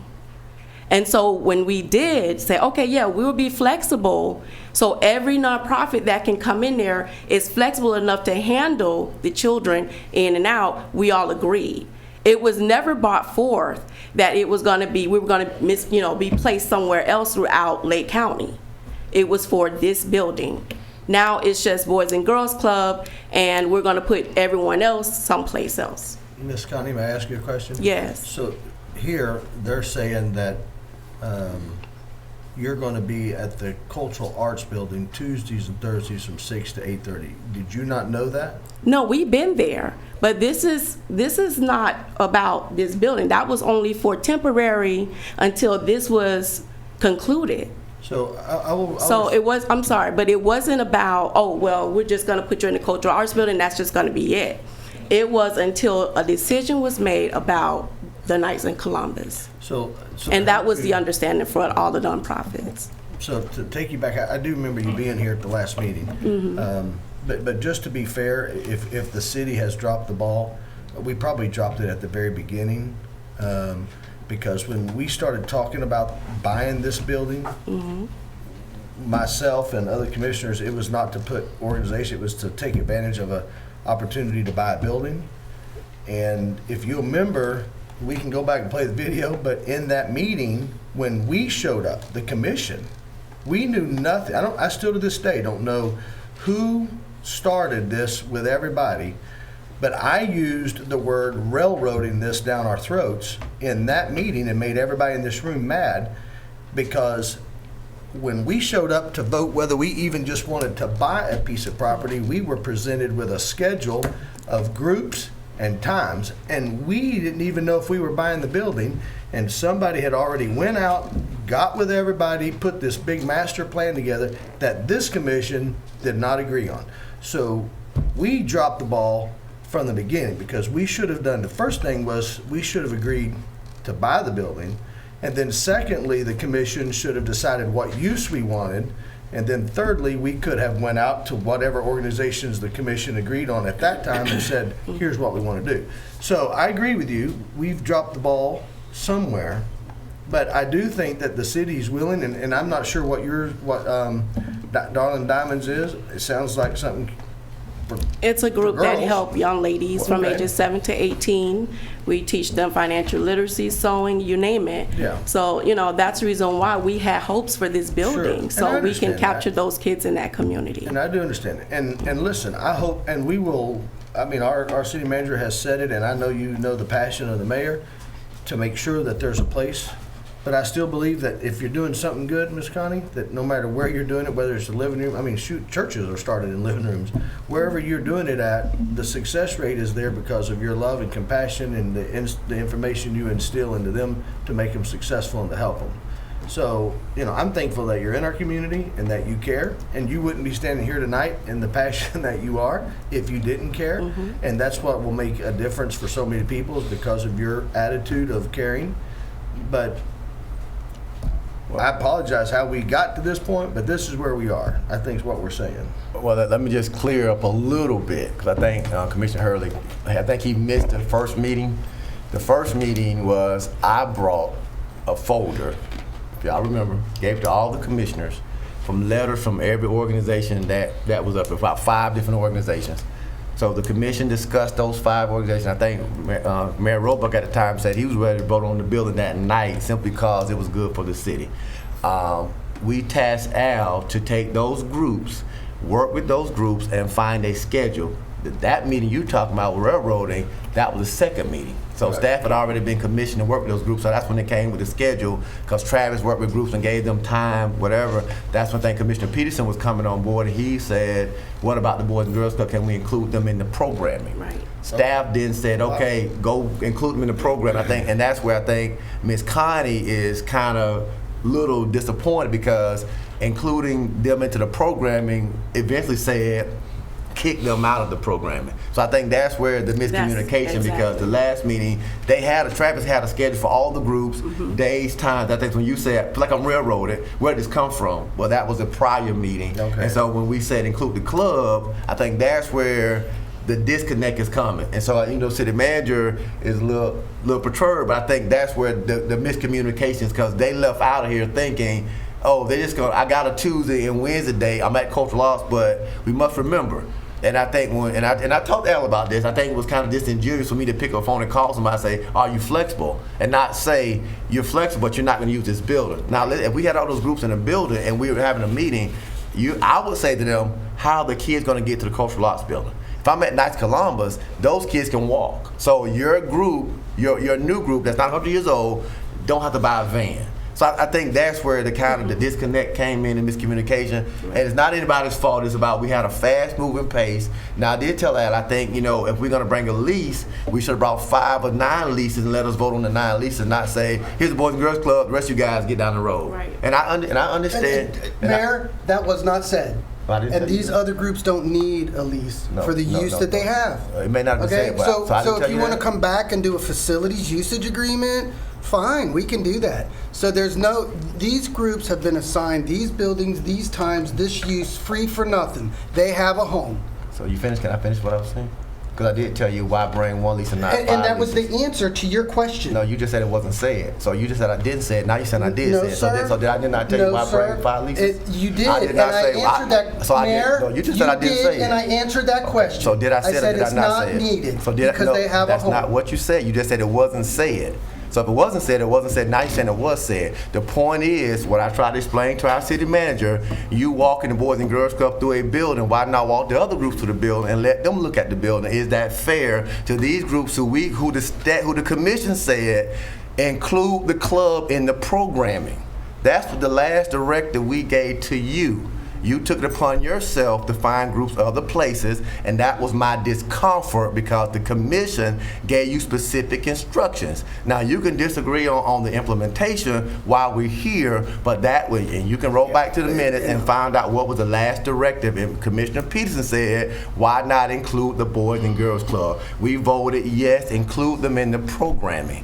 We left that meeting to include them in programming, which means you get a lease, the other groups get put around the city, which poses transportation issues, which poses all type of other logistics. If I got 2 kids, one's at the gym, now I got to take one to the Cultural Arts building, maybe one to the library, maybe somebody's meeting there. So that was the issue. Now that's not a problem until we get to this kind of back and forth. That's the facts. You can't dilute the facts. So now we're here, and Ms. Connie's asking about the miscommunication. So I was explaining to Commissioner Hurley how we got here with the miscommunication. We had Mr. Parker saying the same thing, and Ms. Connie saying, so again, these are the groups that we should all be working together if we're talking about making life better for our children in Leesburg. To pit groups against each other, it's not good for us. I don't care if it's for the Boys and Girls Club, the Boxing Club, Darling for Diamonds. We should, as a commission, say, let's make these groups work together. That's what happens all the time with nonprofits. We say, you don't have to work with anybody else. Here's the building, you're the best, and they walk out by themselves, and our kids suffer. We, as a commission, got all the power. We got the building, we got the facility. We should say to the Boys and Girls Club, you are now charged to work with these groups to make life better for our kids. That's my vote. Whatever we do, you're charged to work together. If you're not gonna work together, you don't have my vote. whether it's for free or $1,000. If you can't work together with these groups who are saying got the same mission, helping children. Now, you may not be able to share buildings, but you can share information, you can refer kids to one another, you can work together to make Leesburg better. If we're not going to project that, then we should say, let's start all over and have another meeting and come back again. And Mr. Parker, you came back, you had something else? No, I just wanted to Does any other groups have anything they would like to? I do apologize. I don't remember that. I must have missed that meeting, so I apologize about that. That's okay. I didn't know there was a folder or whatever. Let me ask you a question. Yes, sir. Should we not maybe just consider tabling this until Fred and Mr. Peterson can have a meeting, and then would it mess anything up if we tabled this until our next meeting so that they could iron out whether he is qualified to vote for his passion? Well, can I ask if we have two? Can I ask where the commission is now? I mean, that's a waste of time if we don't have two other votes right now. Or is that not? Sure. We'll talk about it 'cause it's on the I mean, why table it if we don't have two plus me next time? So, and where I am, and I do agree with the mayor about how it was brought up, about how we talked about the different groups, and I don't think we handled it particularly well from a communication standpoint and how we work with groups.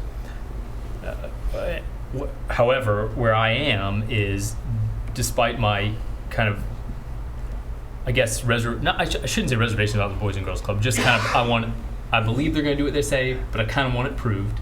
And the reason for me it's important is because we're talking about a teen center, and because of some other budgetary decisions we've made, I don't think we can afford the operations of a teen center unless we have a group like the Boys and Girls Club, and they're the only ones that I know of here, at least of that size, with that kind of corporate structure, that could play a large part in running it. And I'm not saying 100% running it, because if we build a big teen center, it is important that we have facilities that other groups can use. But the only way you're ever going to get me to say, let's spend $3+ million on a teen center, is to have some comfort that the Boys and Girls Club does exactly what they've said they're going to do. And so I view this as a trial. And as a trial, I guess I've said where I am in terms of where I am. So I'd either go with the current way, where they pay that on a 1 year that would then give either party an out at the end of each year, or just automatically renew otherwise, or I'd be okay with a no rent, no utility, 90-day cancellation either party. Because I don't like charging them. I mean, if they're doing what they're doing, we should be charging them. They're providing a service, and we wouldn't charge other groups, just like we're not charging other groups. Is the Boys and Girls Club okay with you year to year with an automatic renewal? We can amend that. You haven't voted on it. You vote on it tomorrow, as I understand. I would need to bring that back to our board. We actually have executive committee meeting tomorrow, so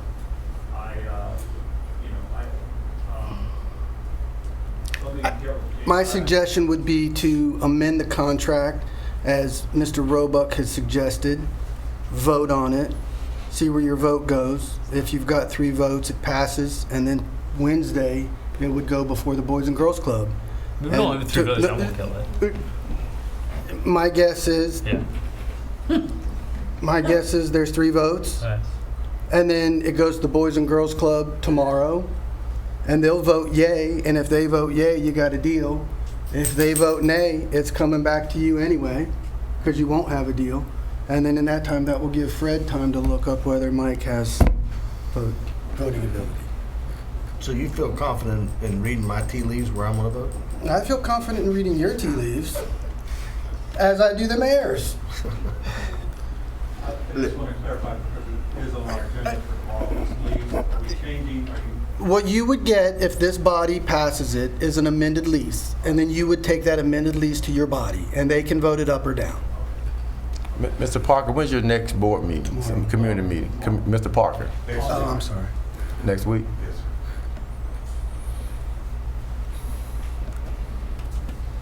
That way you have some action.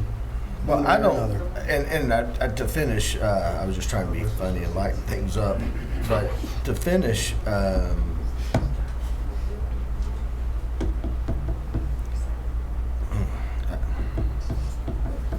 I like the 3-year contract, personally, and now, here's what I would say. I would say don't charge them,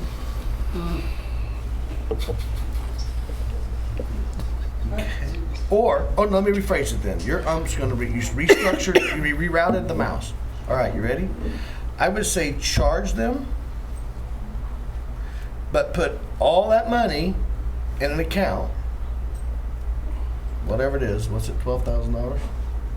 And then when they walk in here on October and say, we want some money from you, like all the other groups do, if they've been good boys and girls, they get money in their stocking. And if they don't, we go, well, you're still I'm sorry, I paying. can't agree with that. Do we provide what's the community funding for the Boys and Girls Club? Well, Community it grant? makes absolute sense because you Well, charge who's going to be them. paying for the building? The people of Leesburg. Why should they not help in their rent to pay for this building? Who pays for the library? We don't charge patrons a door fee. Who pays for the partnership? The Chamber of Commerce. And you want Resource Center. I mean, we can give you 40 more, but we Cities all do. these. But my point is listen, instead of saying I'm not going to charge you, let's just charge them. And then if they're providing the services that they say and they're doing good, then we can give them that money. Say you're doing a good job and keep going. But it's a way if we don't charge them at all and they don't man up, then you're out the money and you ain't got nothing. I'm just saying, look at every year we bring in that list of people that we just give $130,000 to. Every nonprofit, different organization, from church groups to youth groups to glasses for kids. There's a list a mile long on there that we do that because we're giving to the group. All I'm saying is we've been giving money to the Boys and Girls Club every year we've been on here. That me and you've been on, I know. At one time, I remember it was 15 grand. And it went all the way down. I think we went to 5 at the end. So my point is if you're going to give them money at the end, just charge them rent, and then if they're performing like we want, then we give them their rent money back, and that helps them with their budget and keeps them going. Well, see, I think after a certain number of years, those nonprofits should be up on their own 2 feet and not be getting free money from the city. And Boys Girls Club intends to buy a building. Our goal is to buy a building at some point, and we have a building capital account. It's a pretty decent account. I wouldn't be afraid to go back and support the year to year, and I'm going to challenge Boys and Girls Club to get out of this property as fast as possible. Now, hold on. Is there, because I've been told in the past that they're open to using that capital money and partnering us with a teen center. If that's off the table, then I don't want to do anything. That's not in writing. But That's what has been talked about. Yeah, we did. So don't build a building, help work with us a bit. No, we have had discussions where we talked about a $2 million teen center, and I heard talk of a $1 million grant, 500 from the city, and the club has it's 500,000. Okay, so the conversation hasn't changed where they're saying no, we have no interest in it. Correct. No, that was Mike Peterson. Oh, okay, all right. I just wanted to That's Mike clear up. Peterson Okay. popping off. Mike, you gonna mess it up, Mike. Mike, you gonna mess it up, Mike. Mike Peterson getting frustrated with the city, how the city views the club. That's just Mike Peterson popping off. But I think, Mike, I think Commissioner Roebuck But I kind was of hit it. half serious too about maybe it makes sense to do the one. But I think what Commissioner Roebuck is talking about is we're programming Teen Center, 1.2 million, 800,000 from the county.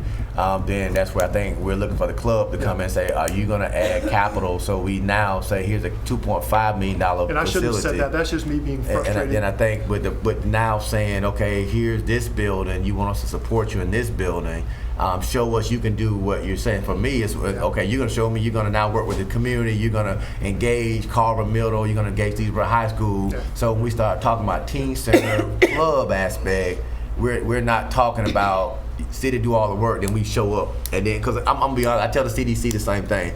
You can say all you want to about canceling the lease. I don't think we have the wherewithal to go to the Boys and Girls and say, you didn't do your job, well, damn well, and we're gonna cancel your lease. I don't think we're gonna be able to do that whether they don't perform or not. So that sounds good, but I don't think we're gonna vote with 100 kids and Al said, well, they broke the toilet, won't fix it, so we're going to cancel your lease. So I don't see that happening. So that sounds good, and then from the business side of it, but I don't see us doing that with a bunch of people with kids crying and babies crying, we cancel that lease. But I'm with that. Show me you're going to do what you say you're going to do.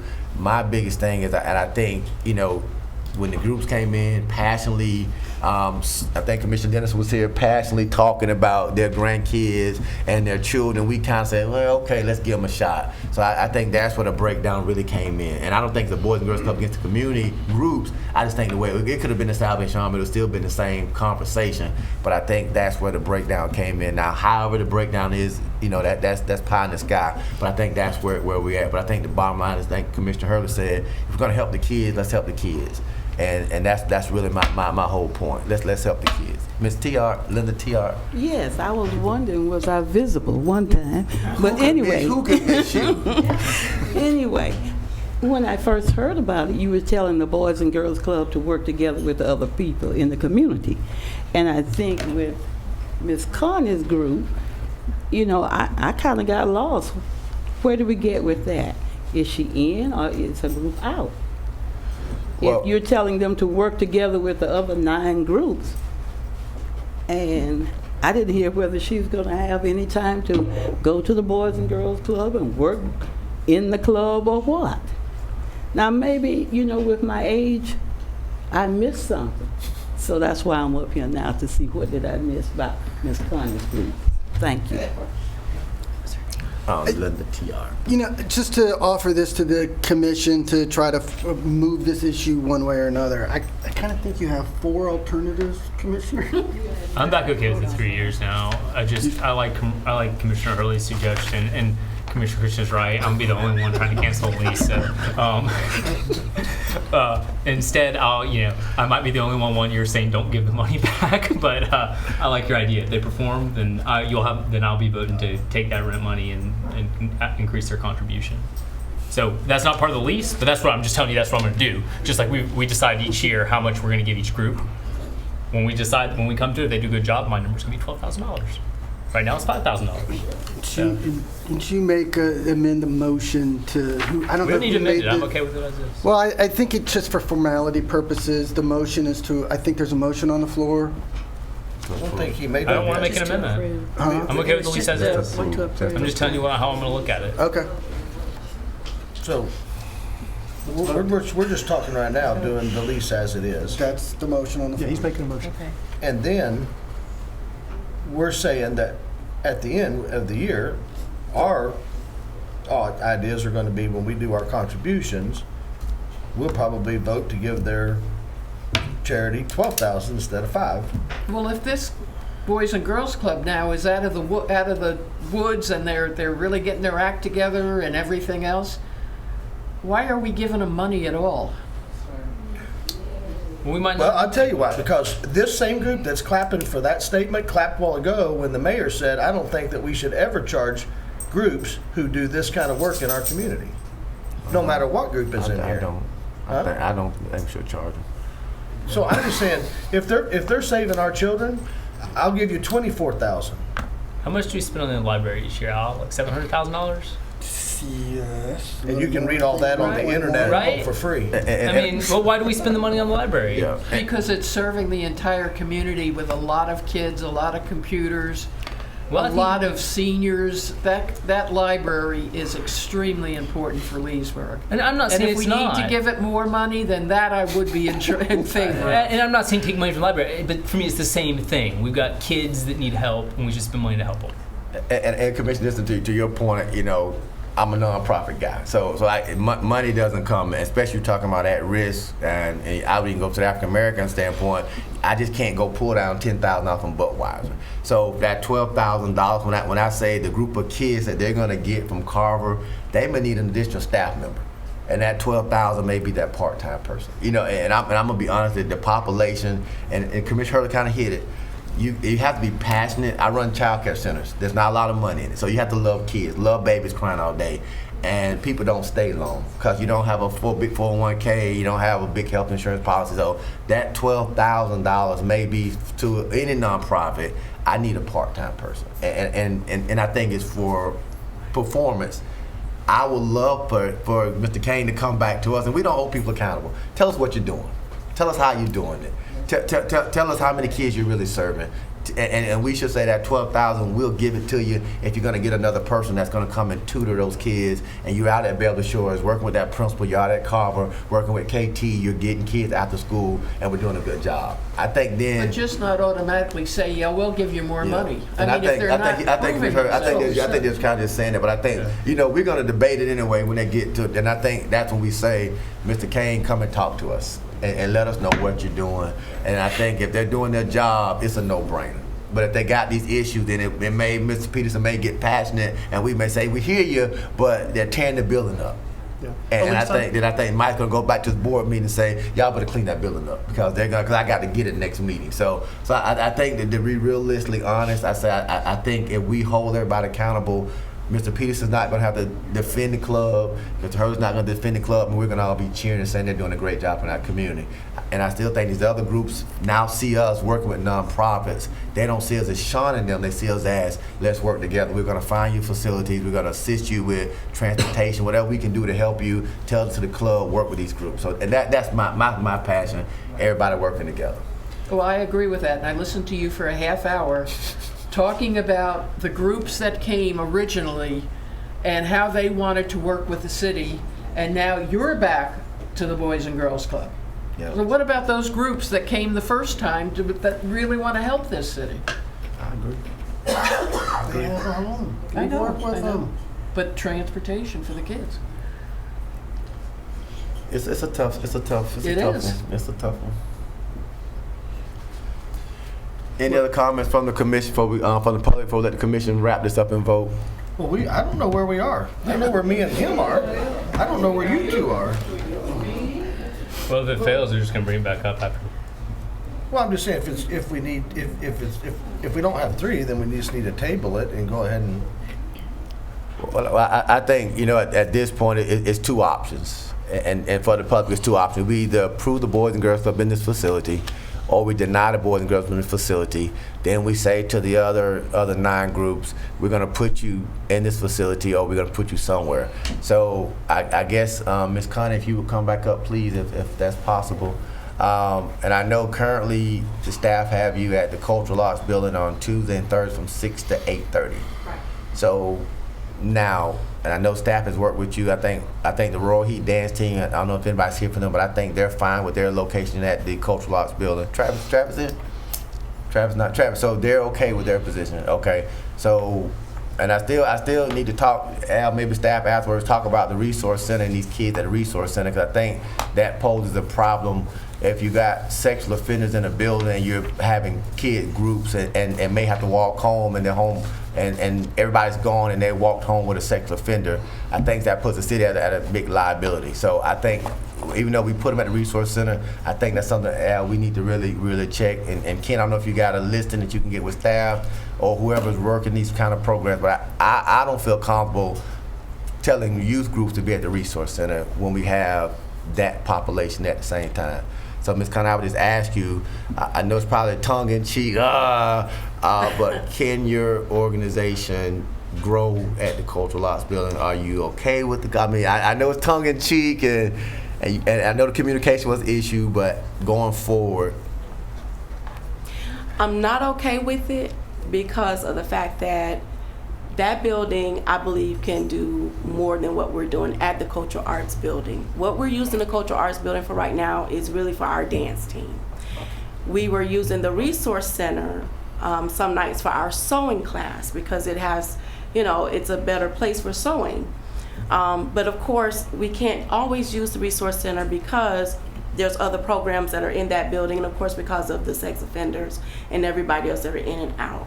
That's the reason why we were really having hopes on this building, because it can house the sewing, the dance. It can also, I think it has a kitchen or something. We wanted to do the cooking classes also in that building as well. So other programs that we really want, we have, but we really want to execute was in that building, was as hopes of utilizing that building. And the Cultural Arts Building don't have a lot of the facilities that we need to do these programs that we have. So that's the reason why we were hoping for that. Okay. So, I mean, we appreciate the fact that, we were at the Cultural Arts Building and we're still there. I really do appreciate it. Please don't get me wrong, but this is where we were hoping to be for the other programs that we want to execute. It seems to me like we built a $2 million plus resource center, and I guess I'm the newest commissioner, but how come we're not putting kids there first over this other group we're talking about? How about we move this sexual offender group to the Cultural Arts Building, and let's maximize the resource center, which is in Carver Heights, for the benefit of all these kids and organizations. Am I missing something? Well, we actually went to the county, and we got grant funding from the county for the purpose of a teaching kitchen to help people with job skills. We got Kids Central to help parents find job placement. So that was the purpose of it. Okay. Yeah. So that it just seems like we could find a way to keep everybody happy with that major, that building out there. But I think we've spent enough time on this. I mean, I guess I'm curious where the votes are, and approve it, table it, decline it. Well, right now, I'm a vote at this point for a yes vote for the way it sets. That's where I'm at. I believe Commissioner Roebuck said he was yes for where it sets. So I don't know where those two are. So I don't know what we need to do. If you two will tell us if you're a yes or a no, we can figure out if we're going a different route or going forward.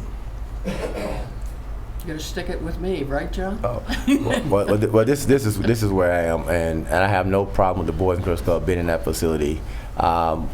What I would request, and I don't know how the other commissioners feel, but I would really love to see the Boys and Girls Club come back to the city of Leesburg with some type of agreement with other groups, that they will work with the other groups in some form or fashion. And with that being said, they will have my yes vote. And that, it's my understanding. And that would be the speak same for club. me. I want to see them get together with these groups. Well, then let's table it and see if I can vote next time.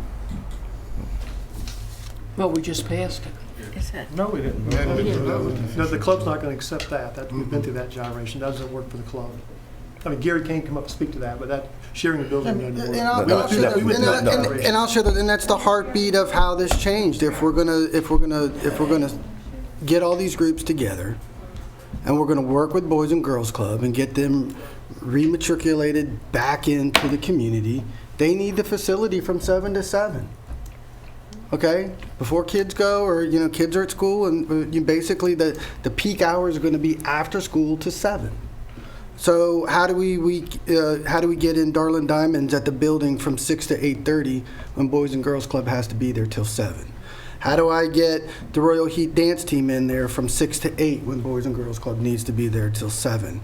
How do we, so that there is Boys and Girls Club needs the facility until about 7.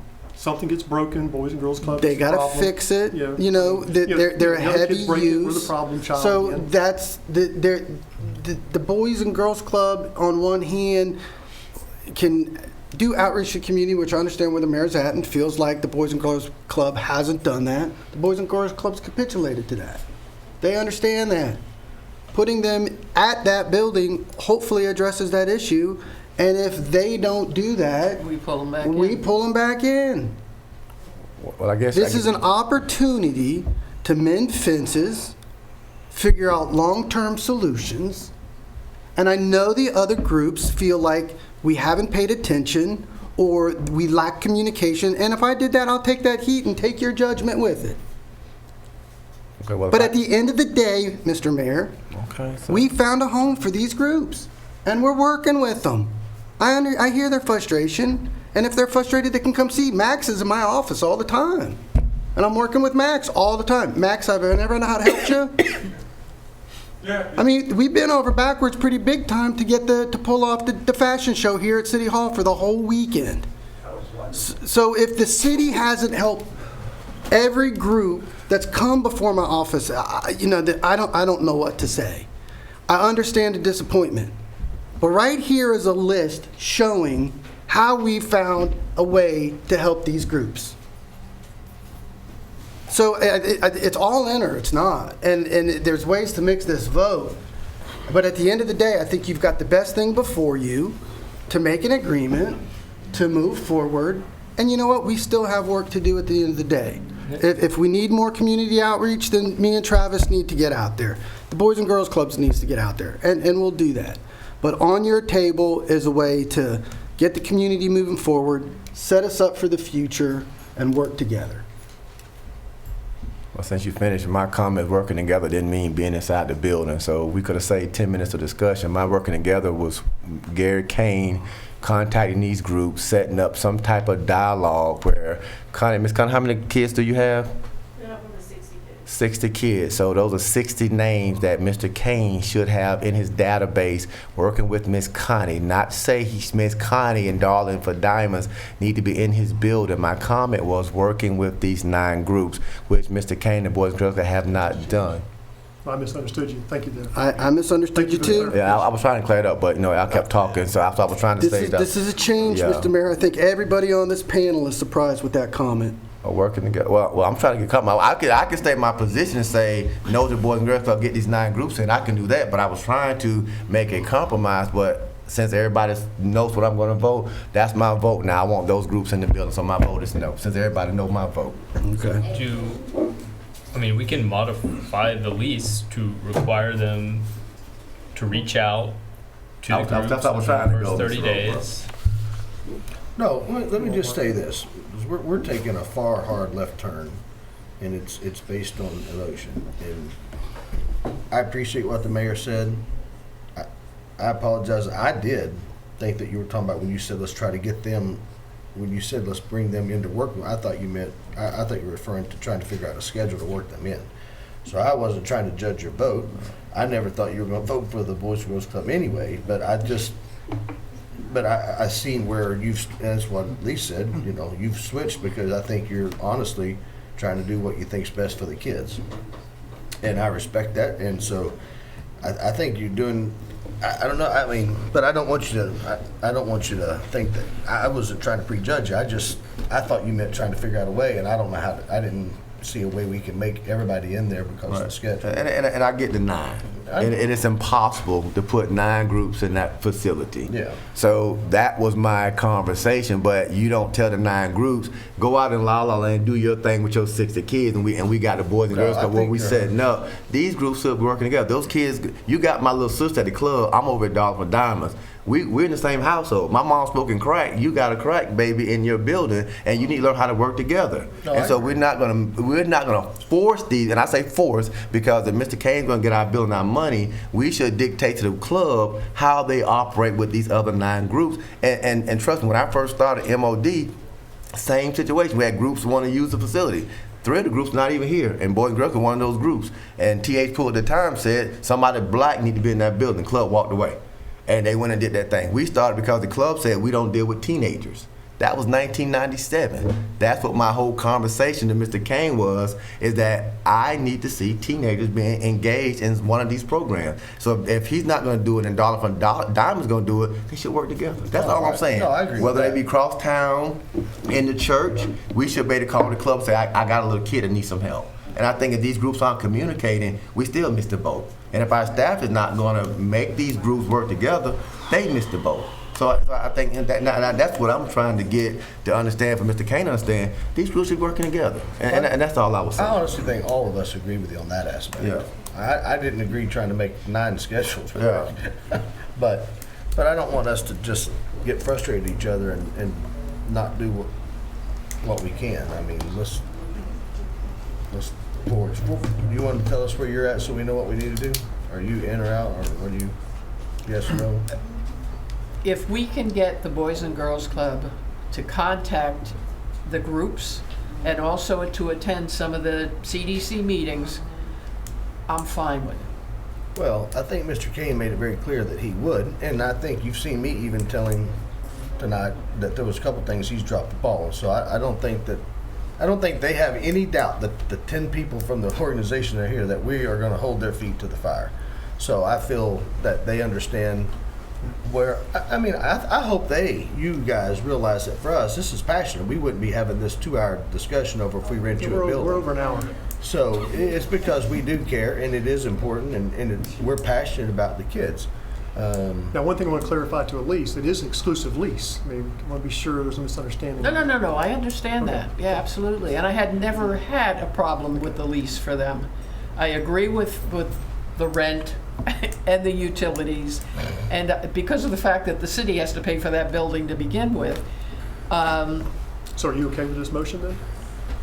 As long as it goes through as the lease is written, because then if they do not perform, we will pull them back in here. Yeah. So I'm not against that. Well, so we have 3 votes to approve this lease. Well, that's what I was saying. I think we have the votes. I think we have 4 votes. 3.5. No, I think Mr. Luckett, you got something for us before we take this vote? Don Luckett. Just my observation, and something we're not talking about. Number one, I agree with Commissioner Peterson. I don't know if the Knights of Columbus building is going to be large enough to support a viable Boys and Girls Club. That's a question that I have. Number two, we have 5 to 9 nonprofits who are vying to use it. We just built a new community center. Why can't some of them move there? Oh, we spent a lot of money on it, and it's a big building. Why can't some of them move there? Not right now. You know, the ones that are involved in non-athletic type programs, why can't they move there? Let's utilize the center. We spent a lot of money on it. Thank you. There's that one small room they could use. It's got the tile. You're going to find this booked out. What? We'll pray about that one, Don. We'll pray about that one. Very good.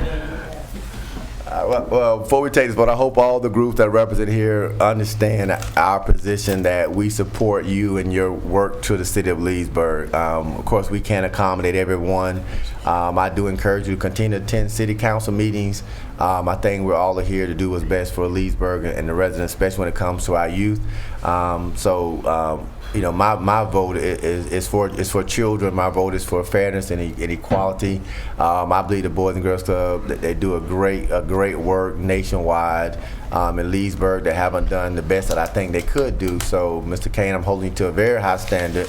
I do expect attendance of meetings and find out what the needs and issues are with the community, and working with these other groups and who want to partner with the Boys and Girls, whatever that partnership means, whether it means coming to your organized events or whatever. But you know that's my heart, is to see our city working cohesively together for the betterment of our youth. We have a motion and a second on the floor. Ready for roll call? I think we You got a motion? All right. Yes, sir. All right, roll call, please. Commissioner Roebuck, Yes. Commissioner Hurley, Yes. Commissioner Dennison, Yes. Mayor Christian. Yes, Mr. Peterson. Abstain. Abstain. He's abstaining. He's gonna say no. Just tell him I voted yes because he thought I was gonna vote no. You need to find out about that though Well, for future. I will. Item N is consider development agreement with Venetian Isles Developers LLC. Al, you gonna start this one? I can start this one for you. You got your introduce? It's a resolution. This is this resolution / agreement has been discussed for a little while. Miss. Oh, Al, let us introduce her. She's just a resolution. Okay. There's a Somebody like resolution on it. You got a resolution. Somebody introduce it, please. I'll introduce, has to be read by title only.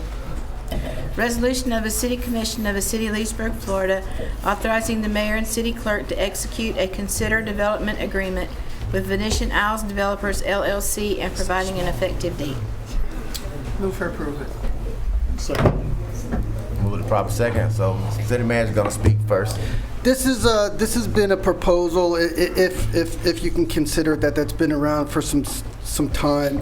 Essentially, Mr. Gus Colati of Venetian Isles Development has petitioned the city for, as it began, impact fee waivers. There's been varying levels of what type of impact fee waiver has been requested, but the current one being requested is for a 105-bedroom hotel, 252 apartments, and a 171 unit and different type capacities assisted living facility that which would be constructed south of Dixie, south of the hospital. Those impact fees total approximately $1.69 million. There's different levels of investment that Venetian Isles would place.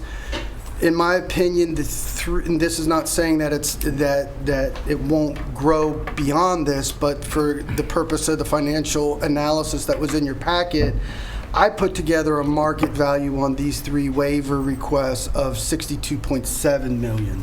That's a market value, and then an assessed value, I did about 85% of that because the tax assessment is never as great as the assessed value. So long story short, you put that number together after construction of all those facilities, that's a tax stream increase, mostly to the CRA, to the tune of about $227,000 because the location of the properties is in the CRA. Only the increment of the existing value would go into the general fund.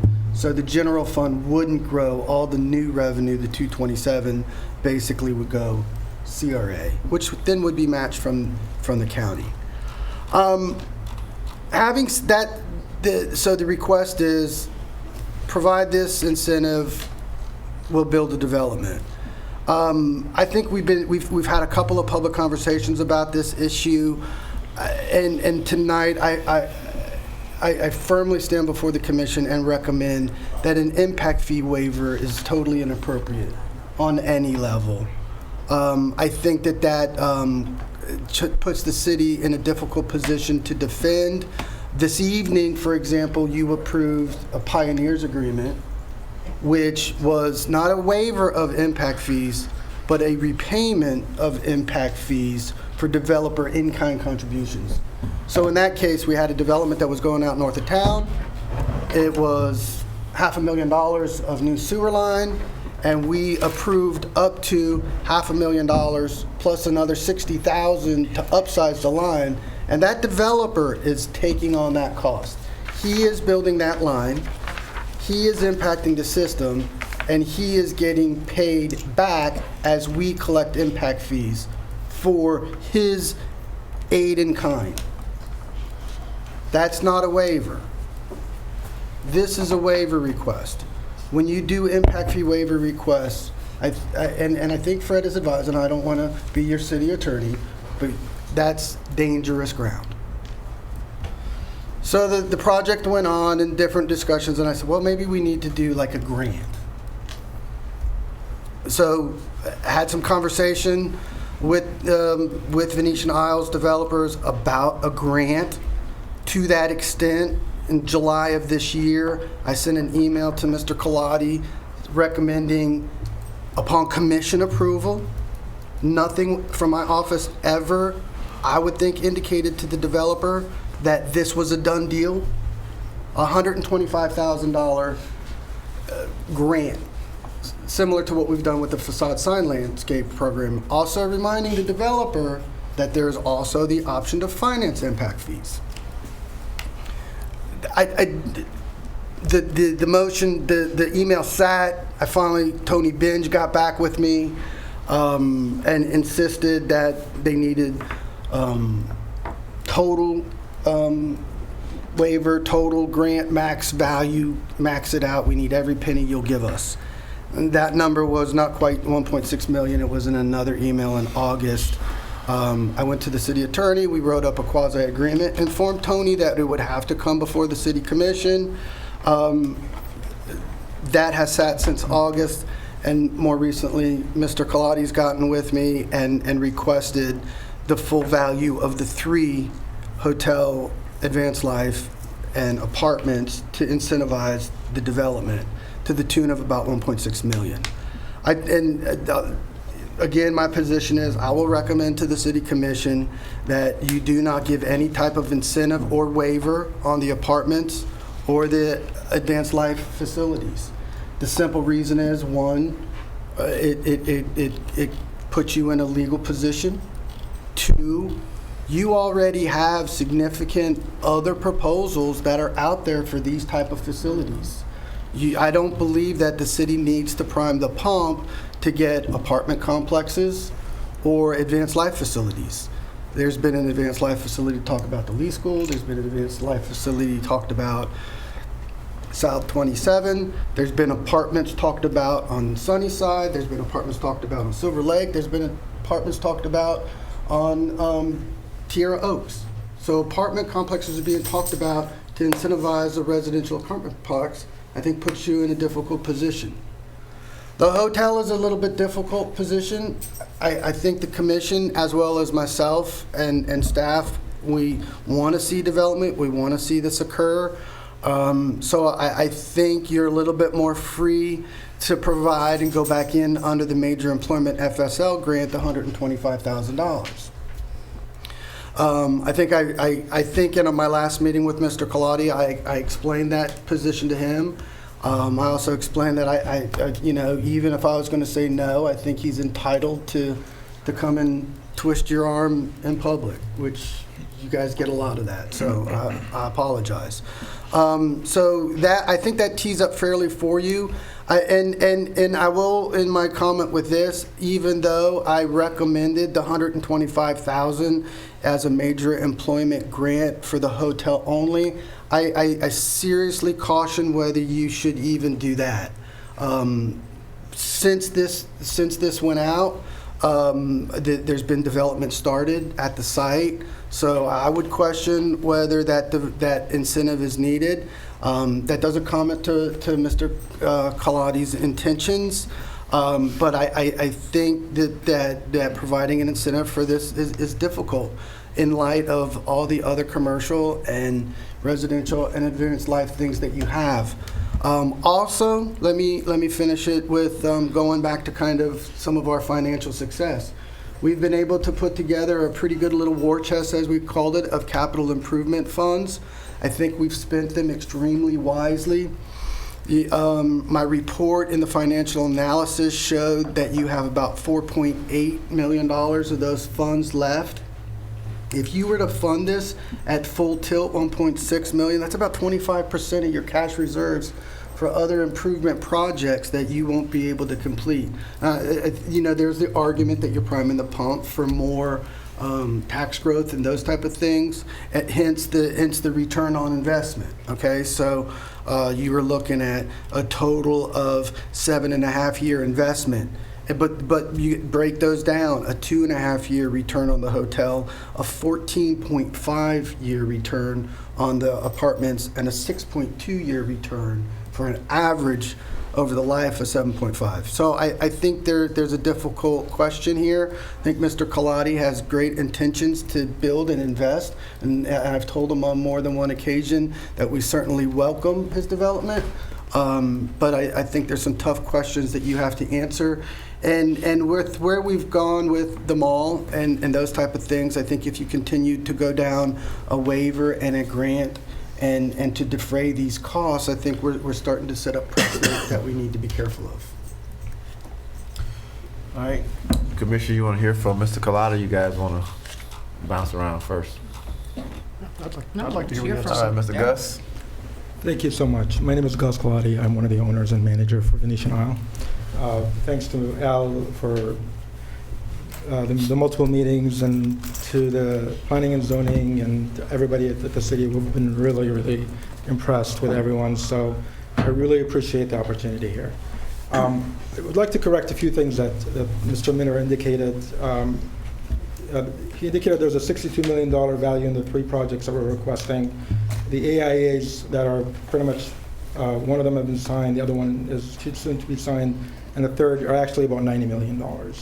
And this is money that has either been deployed already or is soon to be deployed. So we're not talking about a $60 million first phase, we're talking about a $90 million first phase.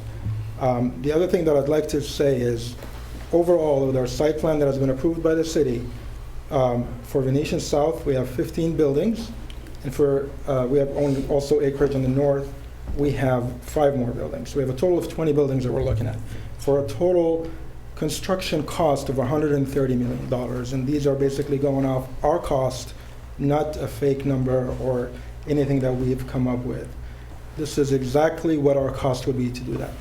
Having said that, if we were to build all these buildings, that's based on the millage rate that's currently, and the value that we're looking at basically doing, that's $550,000 a year in property taxes to the city.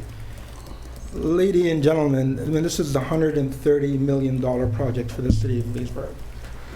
I am very proud to be a part of that group because I know for a fact this is not only going to revitalize the downtown, this is going to become a game changer for everything. When it comes to, we talked about obviously the passion about children and whatnot. We're developing Venetian North. We're increasing values of the entire downtown core.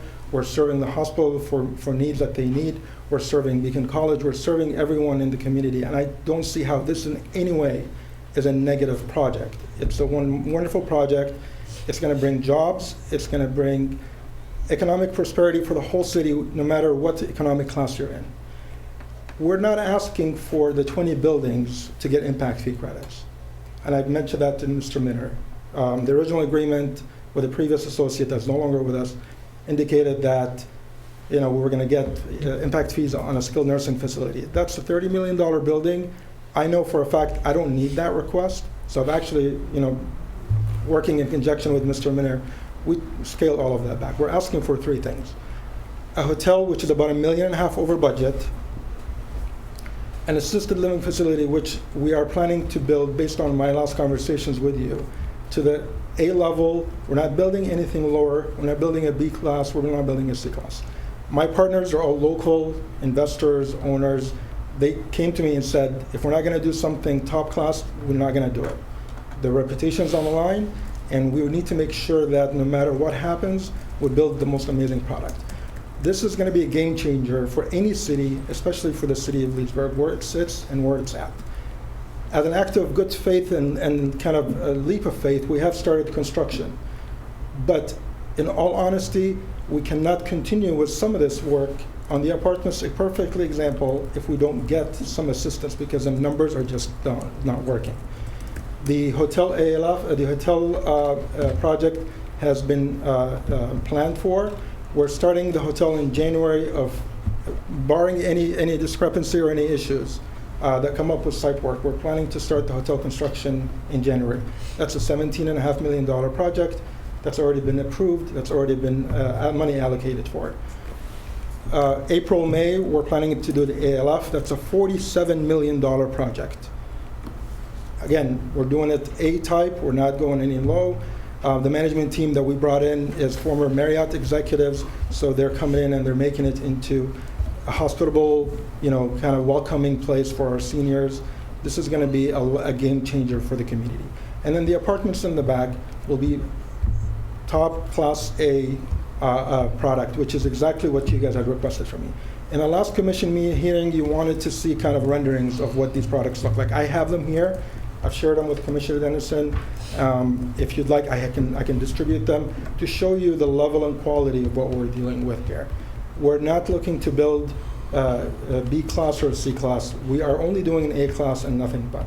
And if for any reason we cannot financially do so, we're going to table that project. However, the hotel is 100% a go. The ALF, unfortunately, is 100% a go because we depended on discussions. And I understand, Mr. Minner, you've never made a promise to me that any agreement we would enter would not need a commission hearing, and I respect that. But I guess my naiveness with this was when we came up with a contract that's written by the city attorney, we thought we're going to get some recommendation or something, and we basically went forward with that. And again, I take full responsibility for that. I'm not accusing anyone of anything or saying that this is something that Mr. Minner did anything wrong. But from our perspective, what we're also asking for is not anything up front like the grant that was given to the mall or anybody else. Anybody that comes to the city of Leesburg doing $130 million and then guaranteeing in writing that 90 million of that will be deployed in the next 12 months, I think they should get special consideration. I don't see anyone else that is willing to do something like this and do it at a leap of faith, putting in probably at least $35 to $40 million of our own capital, hard-earned cash, and financing the rest and signing personal guarantees on a belief. And all we're looking for is a partnership from the city, nothing more, nothing less. We want to deliver an amazing project. We want to deliver a project that we're proud of as my partners. I live in Tampa. My partners are all Leesburg residents. I want to basically, them to say, yes, this is my project. And that's basically what we're looking for. And we're not looking to anything up front now. What we indicated with the development agreement is once this $47 million ALF is built, upon CO is when we get credits back. So we invest money in jobs, in job creation for the city, and we do all of this. And at the end of the day, when we finally deliver the product is when we say, okay, thank you so much for the pat on the back. And all we're asking for is roughly 1 to 1.5% of the entire project that we're developing and deploying, and only we will get it at the end. We're not getting it right now, and we're not asking for it right now.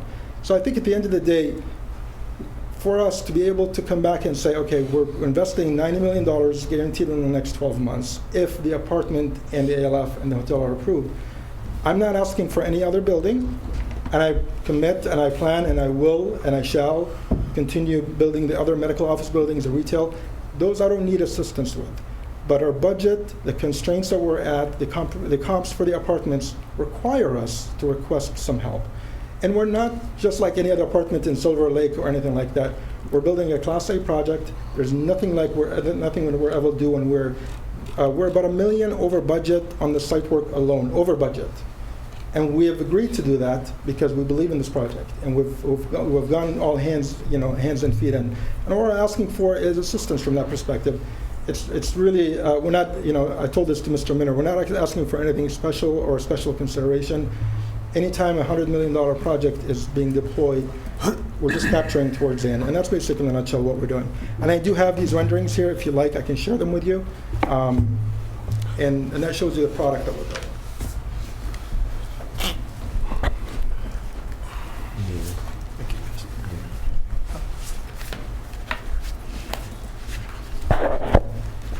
Thank you, sir. Any comments, questions for Mr. Gus? So I normally, let's waive impact fees, let's give incentives, but I also always check out the projects, and I can say that I can't support any type of anything on this one. I think if we start this, we're going to have problems with any development in the future because everybody's going to be looking for it. But just to be fair, this gentleman is actually looking at other areas as well. It was just passed this past weekend down in Orlando that the impact fees from the schools should not be put on apartments and whatnot that are not going to have kids living in them. Now you've got assisted living facilities, you've got a hotel. Now none of those should have school impact fees because there's no kids living there.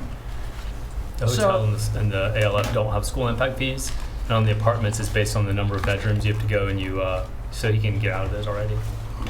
I'm sorry, he can get out of them in Lake County already, yeah. Yeah, absolutely. Yeah.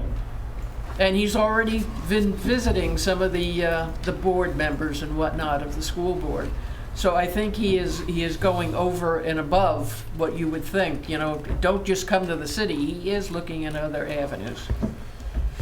So, I hate to do this, Commissioner. Can you tell me why you don't? And I guess for me, and I bring guests in all the time at my church from all across the country, and they say, "Where are you gonna put me?" I say, "The Best Western." That's the only hotel that's built in Leesburg, probably in the last 10 years, or I put some in the Villages. So for me, for you to build a Marriott hotel, something better than the Best Western, we can bring guests. And I asked about job incentive. Hotel may not have that many jobs. Probably employ 10, 12 people. We're planning 27 people 27. for that hotel. ALF is going to employ how many people? I don't have that exact number, so I cannot guess, but it's definitely well north of that. And I guess coming down Dixie for the last 40 plus years outside of Lakeport Square, nothing has been built on Dixie, brand new, except our brand new Venetian Center. So I welcome that, and I think and I know Al didn't promise you anything, but you had an agreement that you thought you were going to get something from, and you went out and started marching down that road. Absolutely.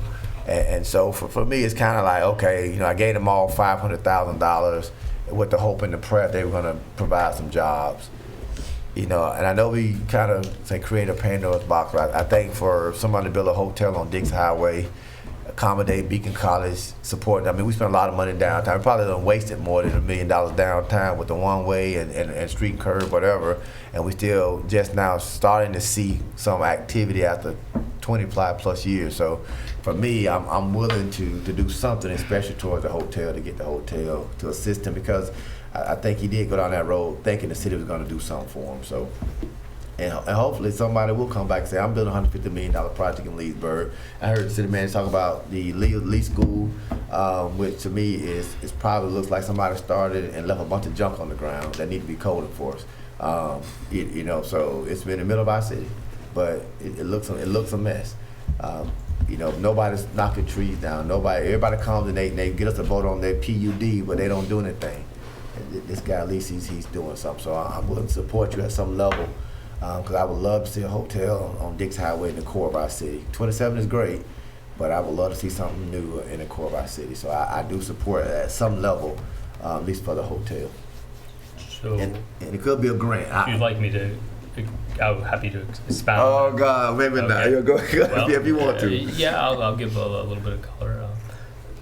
So, first, you say he's going to do the hotel in ALF regardless of whether they do this. I mean, you told me today and you said it again now. So why are we giving money to someone who says they're going to do it? To me, that's just like, okay, I don't get that. But then I got 2 calls within the last week. People asked me, why did you I can't believe you promised a developer $1.7 million. Now you're going to pull it at this last minute. Like, that's bad faith. And that is absolutely false. And you sat in my office today and you said, Al sent me an email in August. Al never sent you an email in August. He sent Tony Binge an email in August with no explanation saying, here's a developer's agreement. However, what he did send to you in July, which you conveniently forgot to mention, and he only sent to you, incidentally, Al never got a response from the one in August, so why you thought that was a done deal, I don't know, with no response. In July, saying impact fee waivers were inappropriate. A long email, we were all copied on it. I lost it, but Al resent it to me. And that the most he would propose to the commission is a grant of $125,000. So I have and I was okay with that at the time. I told Al I'm okay with this. But then when I get calls accusing the city of acting in bad faith from people who I have a lot of respect for, that's a problem with me. When people lie to me, and I feel that Mr. Claudy has lied to me on multiple occasions. I feel he has lied to staff on multiple occasions. I have talked to people he's done business with in the past, and they've said, do not trust him. And while $125,000 might be okay for a hotel, I believe strongly, and this doesn't happen often, but that there's just some people that I'm not willing to do business with and take that risk. And this, having a hotel and all this is a lot of construction. That's good for my business. But I'm not willing to do business with someone I don't trust. In a public setting, you're defaming my character. Mr. Gus, hold on for a moment. Let him finish. Yeah, I think that's pretty sufficient. You're defaming my character, and that's really uncalled for. I have never lied to you. I have never lied to the commission, and if you don't mind, please state the people that said that they've worked with me in the past so that we can justify what you're saying. Because I think if you talk to anyone, including staff, they're right here sitting, they will probably tell you how much we've worked hand in hand over the last 3 years to make this happen. A lot of hard work went into this. And really, I take personal offense that you're accusing me of lying to you. You did that in the office today. And I stand by it. Well, please tell me how. You mentioned the emails. Emails, yep. You said that Al offered you $1.7 million in impact fee credits, and you based all your business off this. He sent you an email in August, and that's why you had done this. You didn't mention the fact that he never sent that email to you. You told me you weren't doing business with Tony Binge, even though the email was directed to Tony Binge, and he's been with you to talk to this commission, and you say he's not involved in the project. Well, if so, that's news to us. Tony Binge came in as a management consultant, and he's no longer with us. He was involved in the project. Al, just to answer your question. Just as a matter of my integrity, because I'm the one who's if you don't mind, Mr. Kalani, I'm the one getting thrown. Let him finish, Mr. Kalani. Let him finish. I'll give you a chance to talk. You stated publicly that I led you to believe, even though I didn't really say it. So let's bring out the email, okay? And I'm going to read it publicly. It's dated July 1st, 2019, to Mr. Kalani. I copied Fred, Mike Rankin, and all the members of the City Commission. Here's what the email reads. Gus, I want to take an opportunity to revisit our discussion from a few weeks ago regarding impact fee waivers and the hotel's development. While I believe the impact fee waiver concept is one fraught with negative consequences for the city, there still may be other incentive packages that can provide some financial relief and entice development. Of course, any concept will still require commission approval. However, I offer the following. The estimated city impact fee for the Venetian Isles Hotel is $506,000. The amount represents the estimate for only city impact fees, including water, wastewater, police, fire, and recreation. Keep in mind the city has no authority to waive any other jurisdictional impact fees. Instead of an impact fee waiver, I would ask that you consider a development grant. This grant would be one-time direct cash payment made to the developer once certain benchmarks are reached. Those benchmarks would include number of jobs created, meeting a construction commencement date, receiving a certificate of occupancy. I would propose the Venetian Isles incentive grant be in the amount of $125,000. Finally, the city also has a 5-year impact fee finance program which can help mitigate the burden of the fee. My hope is that between the cash grant and the financing program, VHI will receive the incentive it needs to move forward with the project. Feel free to contact me, blah, blah, blah. That was the email I sent. Got it. Al, I never heard back until I heard back from Tony Bench. Tony, That's August. this is now August. Tony pushed for the entire package. Tony and I had conversations with Mike in the room that I don't think that this is a good idea, but you're entitled to your day before the commission. Tony said, well, let's run it up the flagpole. Well, that's my cliche. Tony said, well, yeah, if you're willing to take it before the commission, let's see where the votes go. I called Fred. Fred wrote up an agreement. On August 21st, Wednesday, I sent this. Tony attaches the first draft of a proposed development grant. Please review and let me know what you think. And then you tried to tell me that you've relied on this, and so you've never seen this until August 21st at the earliest. Not possible because it wasn't sent. So that you've spent millions of dollars based on that. So between August 21st and November 11th, you spent millions of dollars when all you've done is hire a guy to cut down a few trees on the site, not a site contractor, a tree clearing guy. that's actually not accurate. So when we met, we knew that we needed impact fee credits to move forward. And the city is very well aware. The staff is very well, Mike Rankin, Dan, everyone is very well aware. When we met in the summer, and I don't have the exact emails in front of me, so I don't want to justify dates. It was indicated to the city that we're putting everything on hold. And I've mentioned that to Mark Starcher with Evergreen. I mentioned that with everything because we just couldn't make the numbers work. And I've had discussions with them since then. And I wasn't privy to the August 9th email. It wasn't sent directly to me, but that time Tony was with us, and I got that email. And I'm like, okay, great. We now have something we can work with. Let's get this going. So absolutely yes. We have spent cash right now as we speak, $5.5 million cash. How much was the purchase price? 4.5. Okay. We have signed a contract for $3.5 million with a company that's been in business since 1986. And they're very well known and they have very good work. So this is not just a tree clearing company. We have already. How much have you paid them? How much I've paid them? Have you paid them, yeah. It's a draw request, and I honestly don't have that information right now. But it is a signed AIA contract, and I don't have a problem delivering that over to you, because I don't lie. We continue to we signed an AIA agreement, a joint venture agreement with a group out of Alabama to help us manage and develop this ALF, because we don't develop ALFs. And that deal is signed and done. And that project budget for that $47 million, we expect to put about $7 million of equity of our own money into this cash. On the hotel, we expect to raise $5 million cash, and we're financing the rest. It's already been approved by a bank locally. On the apartments, it's the only one that I just cannot get across to do. And I told you guys in the meeting today at your office, and I told you the apartments are difficult. I went into this naive.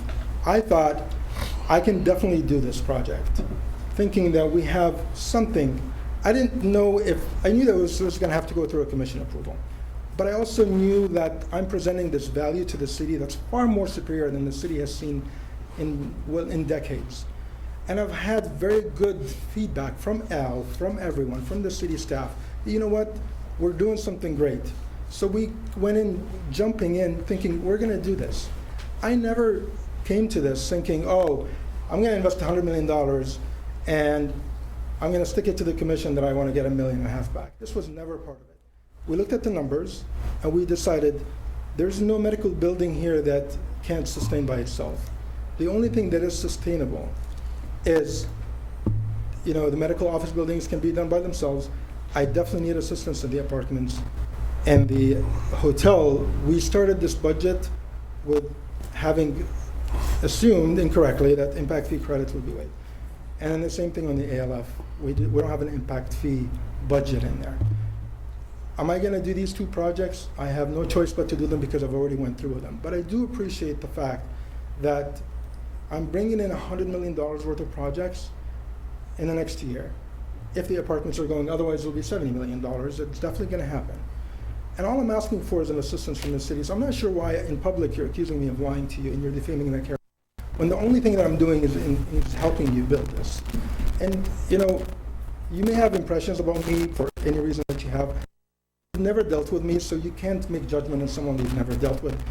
I don't know if the staff are publicly allowed to speak, but let them speak to my character and let them see what years, the hand-in-hand work that we've done and all the work that we've put into this.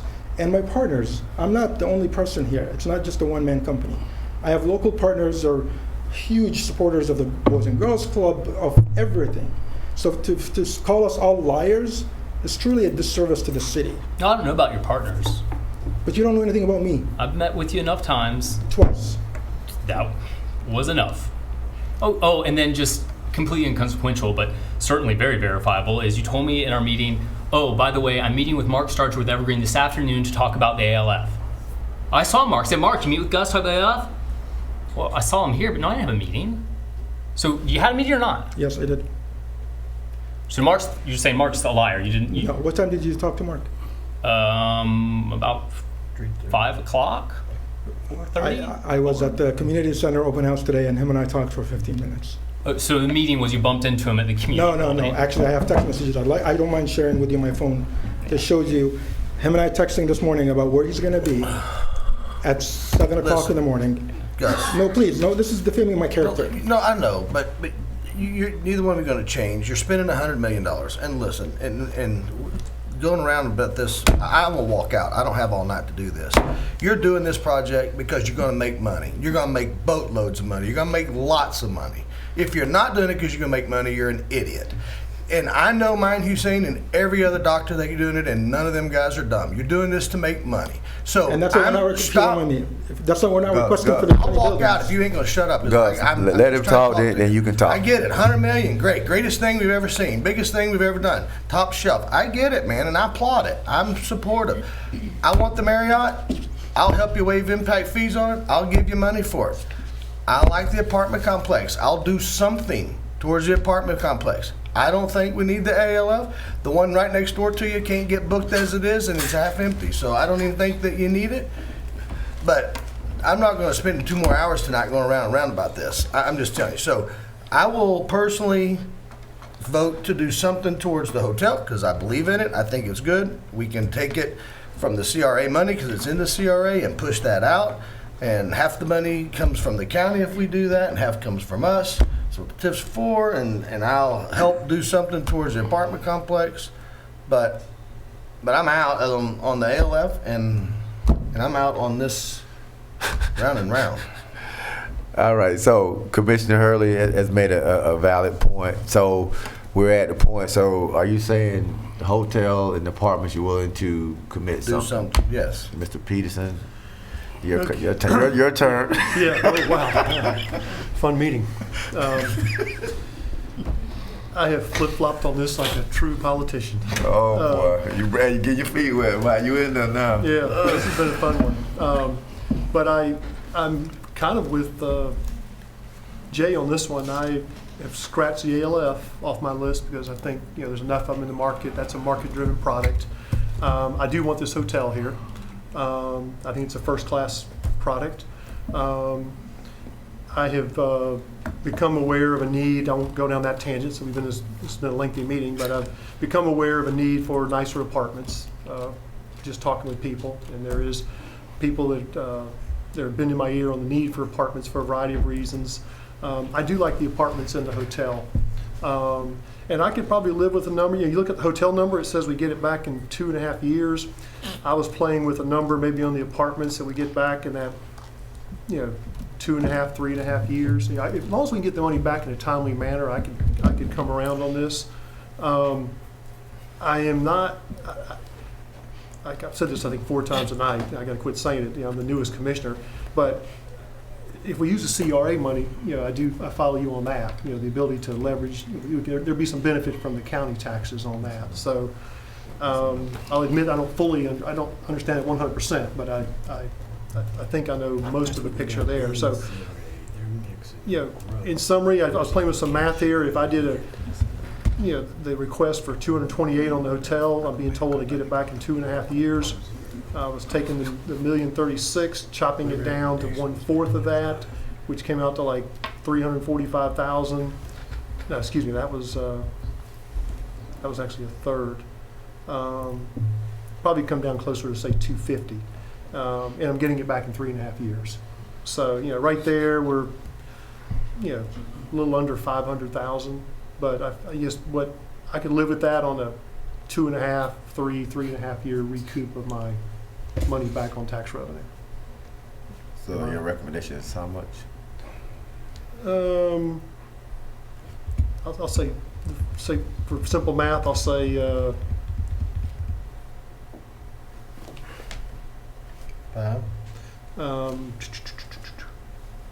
475.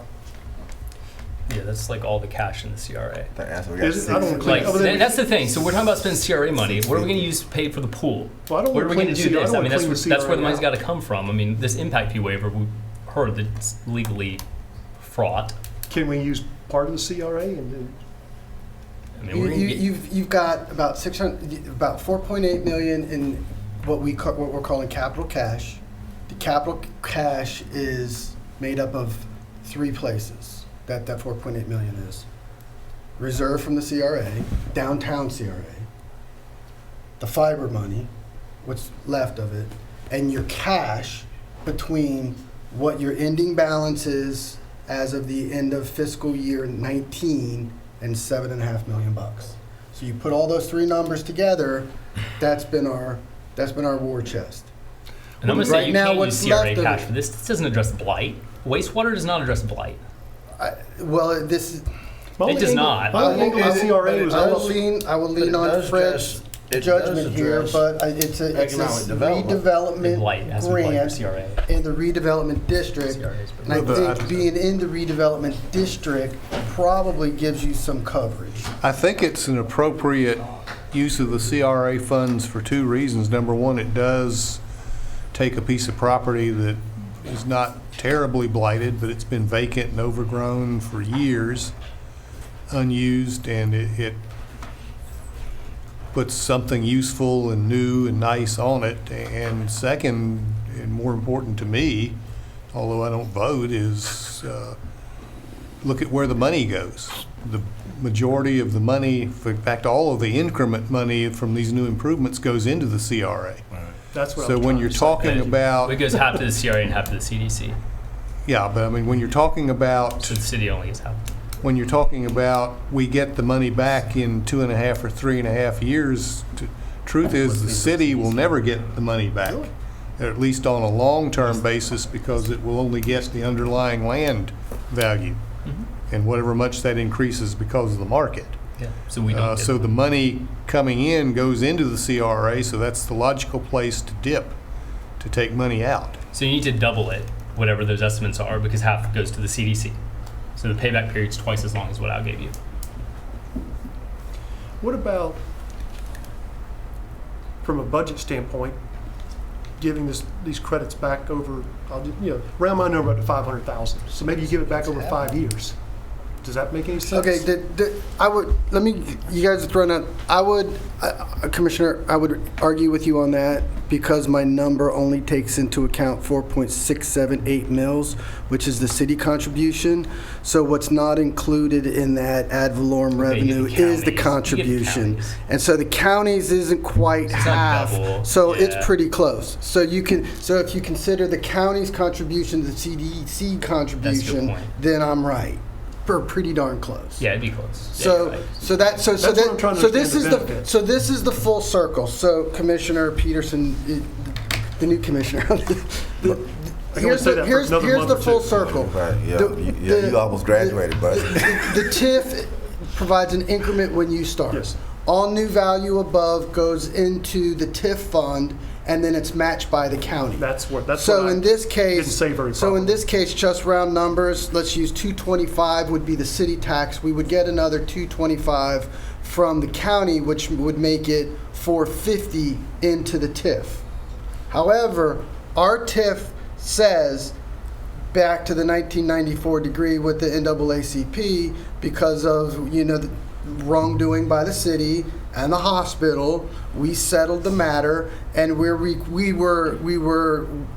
the decree allowed us to, the decree forced us to create a CRA for equity purposes, and then the decree says that we will share the revenue 50-50 between the city and the CDC, so long as the CDC is in existence, so long as, which is I think paragraph 16. So if you extend it, or as long as it's in existence, you have that relationship. That's a good thing. It's a wonderful thing. And the reality, that's what the CRA is supposed to do. I mean, if you go to any city and someone came and started building $150 million in your CRA, they would do a flip, because now you're going to get... Except I'm being called a liar, unfortunately. Well, that's another story, Gus. Let us talk right here. But I think that's where, if you go to Fort Myers, you go to, Delray, and someone came in a CRA, so I'm going to build a $150 million project, they would jump up and down. So I think, all the personal, Jay, you're supposed to say this, all the personal stuff aside, I think this is a good project for our CRA. I think when we haven't experienced this type of growth in our CRA probably since 1994. So as Fred was saying, I think even if we pull some of from the CRA, because you think about it, we just wrote them all a $500,000 check. We never seen their financials. We never seen what they were going to do. We just said, we don't want them all to be vacant. We gave them money. And we crossed our fingers and hope, and we got a skating mall, we got skating rink, we got a game room, and we're still losing stores. We're hoping that it happens. And we got our fingers crossed. But this is, I think, what I want to see us do, connecting downtown. This puts people really downtown. And I'm saying that for downtown to be successful, you need people that's going to be close enough to it that's going to shop there. So I think everything we're doing with Edition Gardens downtown, I think this is another piece. So now how much we give, I think, is what. Well, not Dan, but what we got a tongue in cheek and vote on. And then, like Al told us today, the CRA CDC, I was probably about 75% there. You got me there. And you know what Al said today? What Misty says, that Al, you're smart. You'll find a way to make it work. So hey, he said it. I'm just repeating what Al said. So whatever you want to do, Mr. Peterson, Mr. Hurley, Al's going to make it work. But you're also spending. I got to throw this out one more time, regardless of my feelings about the developer. The project is going to happen whether you give the money or not. So you are just taking the money and lighting it on fire. That's not accurate on the apartments. He said he's going to do the project. He's told us that tonight. The apartments, as I said to you... We're not talking about the apartments, so... Yes, we are. The 14-year payback? I don't think it's a whole project, Commissioner. I mean, this is not just one thing. We're not building a Best Western. We're building a massive subdivision that's way over budget, and we're doing it because we believe in it. I don't understand why we're being treated this way. I just don't get it. Because my contention is we're talking about the hotel and the ALF. That's the money we're talking about. Nobody's here talking about $1 million for apartments, unless I'm wrong. No, I scratched the ALF. My 500,000 was my 500,000 just for discussion was the hotel and the apartments. Well, if you're going to do it, which I don't think you should say $500,000 all towards the apartments, because then we get some apartments that we wouldn't otherwise get. But why are you going to give money to someone to build something they're going to build no matter whether you give them money or Well, not? all the money is only given upon completion, number one. Yeah, so if you allocate So it to we get- apartments You want to tie it to only, the apartments they only get only. it if they build the apartments. But I could also split it and get both. But they're going to build it whether you give them that money I mean, or I not. realize So that, why but I'm would you just do saying- that? For, But for, I'm the- just for the saying, sake of if argument, they don't, Gus, I don't give the money. Yeah. for the sake of argument, are you That makes okay sense. with if we went to 500,000 tied it to the apartment?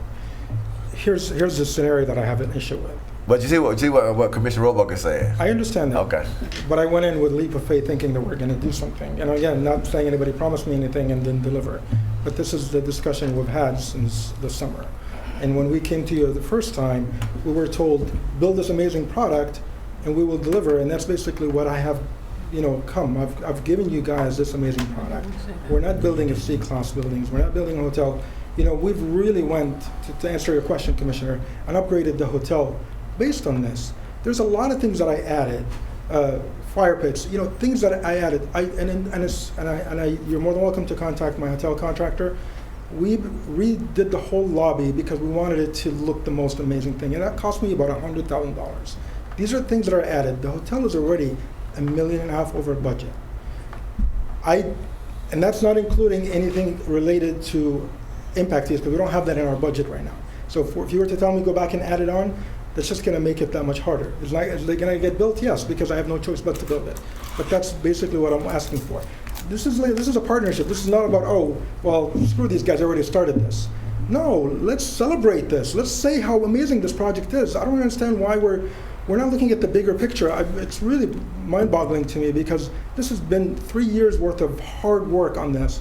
And to answer your commission, Hurley, we will make money in the medical office buildings, but in order for us to do these here, which will help the medical office buildings, we're basically at a break even with maybe a less than 10% return on investment. No investment in the world is good as that, but that's what we're looking at actually for the apartments, and that's what we're looking at for the hotel. If we get the impact fees. If we don't, I don't even know if the $500,000 will help me. And that's really the reality, because I don't even know if I can do the apartments at $500,000. So you don't want $500,000. I will go back to my drawing board and see what I can do for the apartments. But I do want something towards the hotel. Because he's never going to build the apartments. That's why. This is what I'm talking about. But There's a if I don't big build it, switch. I don't We get have anything. no intention of doing this. But if I don't build I know. it, I So don't he get doesn't want us to anything. give it to him because he won't ever get it because he's not going to build it. So if you want to give him money, give him $500,000 towards the apartments that he's not But going to if I build. don't build anything, I don't get it. This Talk is about towards the end. is contingent on completion. That was what I was told. Yeah, but now he's saying don't tie it to the apartments because I won't get it. No, I'm not saying that. I'm saying don't tie it all to the apartments because I don't know if I can do that only on $500,000. If you give me $1 million, I will commit to doing these apartments. If you give me $500,000, then I don't know if I can. I have to go back to my numbers. I mean, The hotel is just very crazy different. that anyone would come and say, hey, I'm going to do something nice for the city. Oh, and if I ask for extra nice, will you give me some money? I'm going to do it no matter what. That's but not, I'm going to ask extra that's not what we're nice. asking. When you're building 20 buildings here, we're only asking for 3. And there's some buildings that are $30 million and above. I didn't ask for anything on those. We're doing other projects in the city that is outside of this development. We bought it from your grandfather. We know exactly what that project is, and we're developing that. And we're doing this. We didn't ask to go to Al and say, hey, give us impact fee stuff, impact fee on this money. I never did that because I can budget for it. I can justify it. I'm not sitting here begging for money. I'm just sitting here thinking, wow, this is such an amazing opportunity.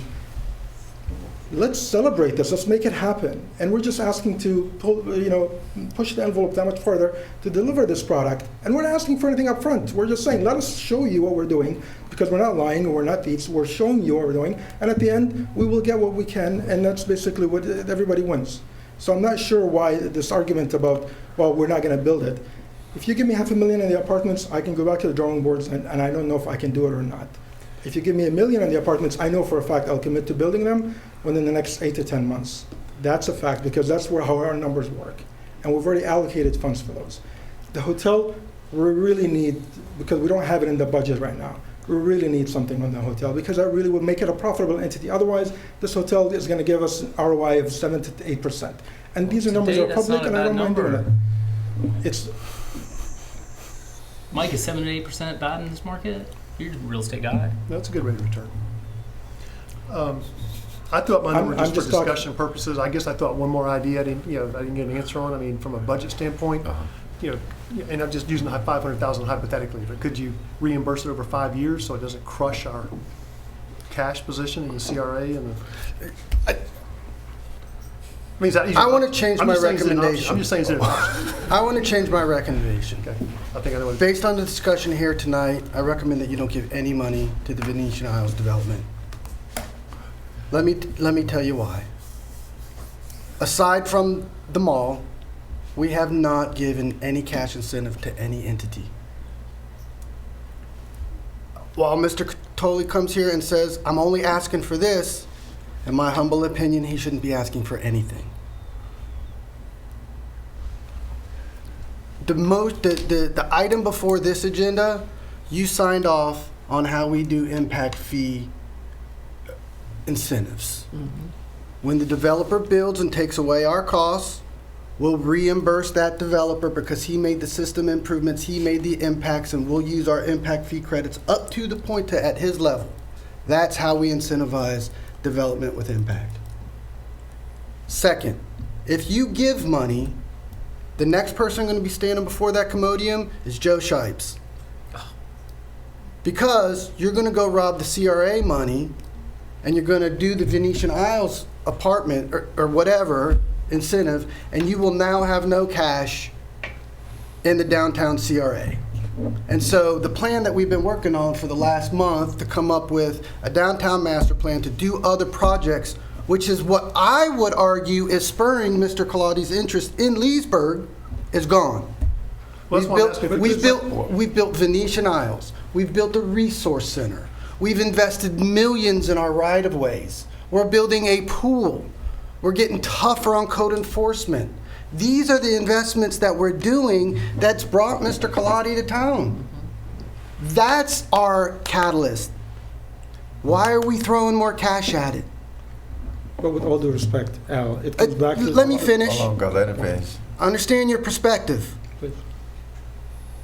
For those reasons, don't spend your cash in this manner.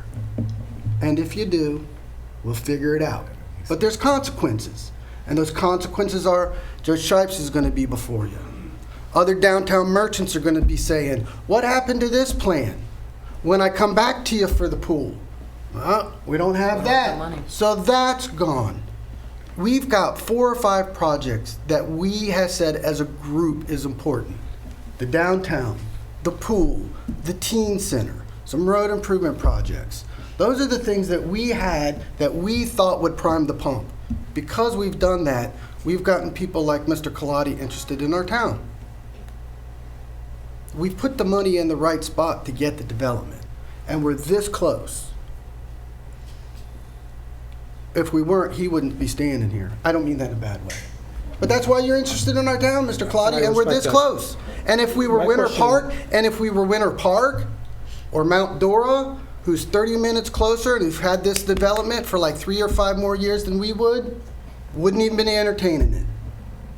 We're this close. Your investments for the last 6 years have got us this close. I'd say we're there because he says he's going to do the project.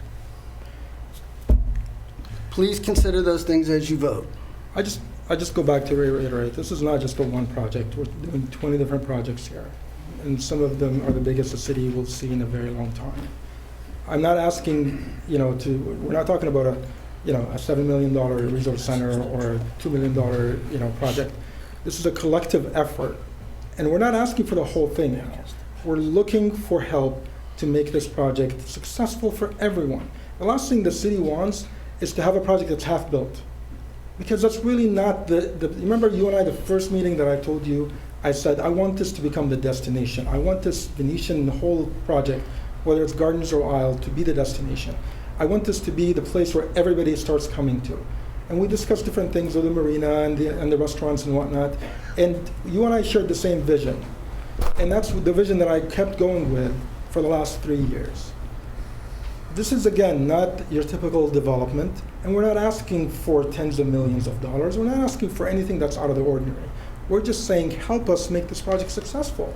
And that's all we're asking for. I mean, honestly, and if we don't build it, you don't have to come up with a penny, but if we build it, you just made downtown core an entire revitalized area, by the help of a public partnership, public-private partnership like this. And that's all we're asking for. And that's basically all I have to say. Thank you, Mr. Gus. So we do have a motion on the floor already for the recommendation of $125,000 Someone wants to amend that motion, or? I don't. We haven't made any motion. I thought you read it, right? Actually, you We did read read it, and yeah, we Commissioner did. Dennison made the motion. Yeah. Commissioner Peterson seconded. I'm talking for a long time. So I'm confused. Where are we at again? The original motion recommended $125,000 For the hotel. the hotel. And I just want to say, Joe may come in, but Joe stopped me before I came here and gave me an earful about this project, and he's ecstatic that it's in the CRA. We even called Greg Belleville to make sure it was in the CRA. So Joe is actually ecstatic about this project being in the CRA. So I got 35 minutes of earful. Now, he probably knows we're going to take money out of CRA, but he's excited that it's in the CRA. I don't think you knew that part of it, but He's not gonna lie, because we only have so much money, and that's the thing. We're spending money that's going to no benefit. We're gonna There's replace no that benefit. money. But there's no benefit. They're going to do it no matter what. He's sitting here and told you, I'm going to do it. I'm not But I doing want, the but I apartments want without- a 10% ROI instead of an 8% ROI, and you guys should help me get there. That is just crazy. That the city is talking about subsidizing Dan, developers' investment. You're a money guy, so you own your own business. Do you recognize where the 7 or 8% that I'm talking about is an entire project, not on cash on cash? Cash on cash is actually much less. We want to do this, but it's not our budget right now, and that's, if I take it out, add another $200,000, that's really going to squeeze us. Why are you penalizing me for something that I'm trying to do? I'm not penalizing you. You're the developer. If you screwed up your estimate, why should we bail you out? I'm not asking for a bailout. I'm asking for. You are. I just spent $9 million developing a property that's been sitting for decades. Creating issues after issues after issues. Which property is this? My whole 55 acres that I'm doing. It's been You sitting told me there for 6 decades. million earlier. I'm sorry. You told me 6 million earlier. With the site work, I told you it's $9 million. That's what I'm doing. I'm doing $9 million worth of work now. This is not later. This is happening as we speak. If you've seen the project, you'll see it. And this is not a land clearing company. This is a full-fledged site company that we've signed an AIA with, and I don't mind sharing all my contracts with you. We're doing everything as a development. I mean, this is a pro-business commission. Look at what we're doing. Why are we, singled out like this? Just because we're doing it doesn't mean that we have to get penalized. All we're asking for is a helping hand. Well, I'm not going to vote anymore to get cash. All right, Mr. Gus, we're gonna close it out, and we're gonna let the commission go back and forth. We're gonna take a vote on the wish of the commission. And I'm just going to ask this because it came up earlier and I learned something. Can the mayor vote with the benefit going to the CDC? Yes. Okay. That's been All right. I got caught off guard by this other one. I'm thinking, well, what is there else that I don't know about? Just trying to learn something. It's not benefiting personally. Is that it? An attenuated benefit. Right. Yeah. Okay. What? Hey, but before you all vote on this, because this may, and Gus, I don't mean to put you on the spot, but if you need the full freight, the vote's for 125. And if 125 is not going to do it for you, then maybe they shouldn't even vote on this. That's all they're voting on. So should they even vote on this? Because if they vote on this, that means I got a contract going to you where you're getting 125 grand. The 120, and it depends on which project are we talking about. It's the hotel. The contract's written, which you should have reviewed, is for the hotel. Well, obviously, I know Commissioner Peterson talked about the apartments and Commissioner Hurley. So that's the motion on the floor. Yeah, they would have to amend that. The motion on the to do anything floor. different. The motion on the floor is $125,000 out of the CRA with a grant agreement to Venetian Isles developers. Well, before we vote on that, I'd just like to, I want to end this meeting, but I threw out the $500,000 for discussion. I asked a question, you got whether the we floor. put it on the, I'm over the ALF, but whether we put it on the hotel, apartments, I'm open-minded. I'm open-minded to anything. I'm asking, and I don't take it lightly because I don't like the precedents we're setting, but I think this is a unique project, luxury apartments, hotel. But my question is, could we give the money back, just my $500,000 example, but could it be given back over 5 years? Because I don't like rating the CRA. I don't want to impact our. You mean us giving it to him over 5 years? I'm just saying the $500,000 I'm using in my example, instead of, I know it's upon completion, but instead of lump summing it as a credit back, I mean, could we then spread it over 5 years? Yeah. I don't think he wanted that. I think you need to negotiate that with him now. I'm just throwing it He out. wanted upfront cash, and the best I was able to But from all do. It would be cash at the end, not up. But all along, Yeah, but you know, he's asking to pay the cash in a 5-year period. upon completion, After completion, 5 years. just to reduce. Kinda like what reduce Summit the did with constraints us. on my budget, because I don't like, I know we have the master redevelopment plan coming in downtown. I don't want to raid all our cash in the general fund. I don't want to raid the CRA. I'm just throwing it out for an idea. And, and I don't even know if other commissioners say, no, we're the best we're going to do 125, let's vote on it. And I can tell we're all over the place. Hell, I've been all over the place for 10 days. Look. Well, I think if you amended your motion and got a second, then we take that up. But if not, then we go forward to 125 and see how that goes. Depends on what. I mean, you got the floor, so whatever you recommend. I mean, Commissioner Peterson, if you want to do that, we really need the 200 in the hotel. The hotel needs it. And that's just how it is. If you want to do the 200 at the hotel and then 300 the apartments, if the apartments get built, we get 300. If the apartments don't get built, I hope that goes us across. I honestly don't know. I really don't know. What if we did 125, Alice, 125 on the hotel and 375 on the apartments, and it's contingent on completion and spread it over 5 years? It's outside the box. We've never done it before.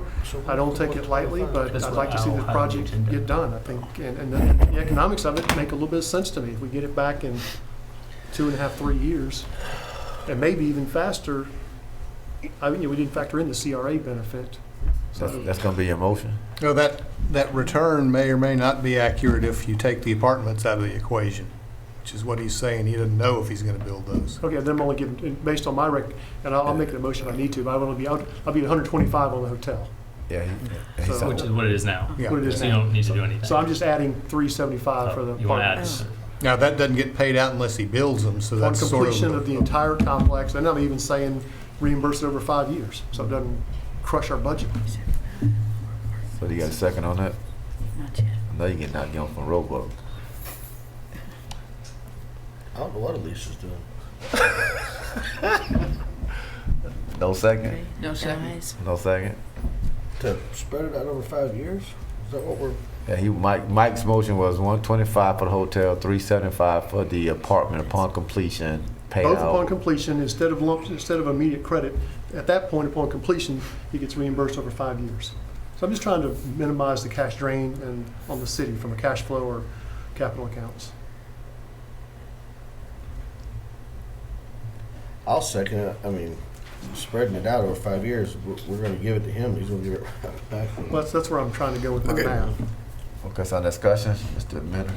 Just as you vote on this, as I understand the motion, it's $125,000 for the hotel, payable in full at time of CO, as the agreement reads. The amendment provided $325,000, $375 for the hotel, payable, or for the apartment, payable at time of CO over 5 years. So what I would suggest, as a parliamentary note, is we will have to amend the contract and put in the time parameters specifically that describe that's different than the hotel. Right now, I think paragraphs 7 and 6 are the ones that say that the Venetian Isles has 12 months from the date of the agreement, which would be today, to get a COs, and then 18 months to finish construction.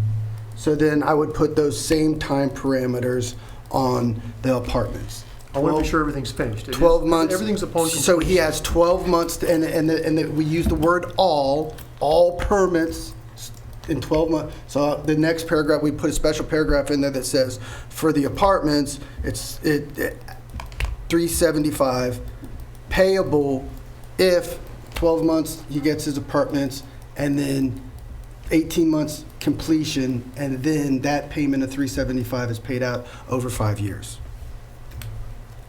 But by the way, the agreement is specific. If it doesn't start in 12 months, the window closes, and if construction isn't complete in 18 months, window closes. Al, And it's not transferable. I just want to clarify, were you talking about 18 months, that's after the initial start, correct? Yes. You would build all Did those you read the apartments in 18 agreement? months? Well, 18 months after the initial start. The apartments would all be built in 18 months? 18 months is a stretch, but I think we can do it. I mean, if you want to, I can commit to the hotel. The hotel is 12 to 14 months for sure. And then the apartments, if you want to make it 24 months just to give us that leeway, I don't have a problem with that. I would welcome that, and I think that's a good thing. That wouldn't bother me. I mean, if you build 252 luxury apartments, I don't care if it's 18 or 24 months. That's what we're looking for. I think you do, Mr. Peterson. 252 units? Yeah, you need to be specific, and you shouldn't tie your money down, and you need to be careful of the property being transferred and the property being flipped, and what's being sold to you tonight is built.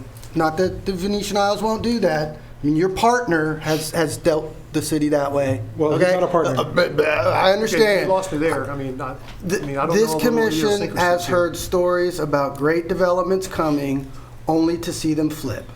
So the agreement is written to protect, this assignment is to Venetian Isles only.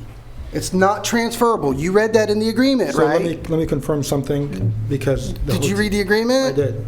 I just want to confirm, if we can dictate in there that so long as, I would say even at least 80% of the same owners of Venetian Isle continue in the different projects, because those, obviously from a legal perspective, you create different LLCs. This agreement has been on the table in substantially the same form, but for the numbers, since August. And this is not the time or the place to negotiate those sorts of details. We're not negotiating, we're just talking about... Paragraph 5 provides 12 months to get your permits, all your permits. And if you don't get them, it goes away. I like that. Paragraph 6 says, once you start your construction, you better get it done in 18 months. If it's not done in 18 months, the money goes away. That's been the deal all along. Paragraph 8 says it's not transferable. And that's been the deal all along on the hotel and the apartments? Yep. Yes, that's Okay, been in it then from I'll stand August. by that then. We'll stand by that. I don't think it's So going if to go anywhere anyway. your amendment makes us add 2 more paragraphs. Which are? 375 for the apartments, payable at 12 months, and then he's got 18 to complete, but we got 5 years to pay out 375. It's not transferable, but you can sell an interest in the LLC. Says he may not assign, transfer, pledge, or hypothecate in whole or in part any of the rights under this agreement or delegate wholly or partly any of its duties without the prior consent of the city commission. He can do it, but he has to come back to you and ask. Now, once again, from day one, I thought anything we gave them was upon completion. You said permit. is. I don't want it to be upon permit, completion. Right. Okay. There's 2 steps. I understand. He's got to permit it. I'm with the money. So if he doesn't permit it in 12 months, I understand. It's in. out, money's gone. So he's got to permit it in 12 months. Yeah. Then he's got to finish in 18, and then that's when CO is issued. That's when we would pay. And in the case of the hotel, we're going to pay that in 5 years. No, the apartments. Yeah, I keep mixing that. And I don't care if you're doing both of them 5 years. But okay, the key to me was being all upon completion. Yeah, the key is that But they that's don't just- get they don't get a dime until they get a certificate of occupancy, Right. which is completion. That's where the value was to me. All right, so we got a motion and a second on that amendment. Any discussion from the commission? From the public? Okay, roll call on them. On the amendment. Commissioner Peterson. Yes. Commissioner Roebuck. No. Commissioner Hurley. No. Commissioner Dennison. No. Mayor Christian. Yes. All right, well, that amendment died, so the main motion was for the 125? Of the hotel. Okay. Roll call, please. Just say one last thing. Yes, sir. Yes, sir. Very quickly, is that we just completed a new community building today, all out of cash, because we're conservative with our cash, and we've listened to our city manager. We almost never override him on budgetary decisions, and I think it would be unwise to do so tonight. Did you just hear the last vote? I did. Why are you talking? Well, I think you just didn't like the amendment, man. Sorry. I'm also a little tired. Yeah, there's still a motion on the floor for 125 for the hotel by itself. Roll call. Commissioner Roebuck. No. Commissioner Hurley. No. Commissioner Dennison. No. Commissioner Peterson, Yes. Mayor Christian. Yes. It died 3-2. Mr. Catoli, keep working, man. Thank you. All right, information reports, we have none. City attorney items. I will not prolong this any further. Oh, come on, man. I blocked out all my night for this, man. Come on. Are you serious, Fred? Nothing? Nothing tonight. Okay. City manager. I hate to do this to you. Actually, two issues. I can be brief, and I think that they're relatively easy. My phone died. With the Boys and Girls Club lease, just publicly so everybody knows, I appreciate how everybody came together on that. I really do. That's been a tough issue for me trying to and I'm glad we got where we got. But also, with that being done, once the lease starts, I'm just taking your general consent that the old facility there in Rogers Park is coming down, so I will be putting that on Mr. Modelin's demolition list. Is it that bad, Al? It's horrible. I'm gonna put one of them groups. No, we need to. It's gotta go. It's horrible. I learned how to do it. It will be. No, you would rather throw baseball with your kids there than go in that building. It's bad. And then the second thing, it's just as a matter of this course. These are difficult equations. Just so you know, unless moving forward, as developers enter my office and ask for these type of concessions, I want you to know, henceforth going forward, I'm going to be saying no. I feel, I feel a little bit like I need to set this up and be fair to developers.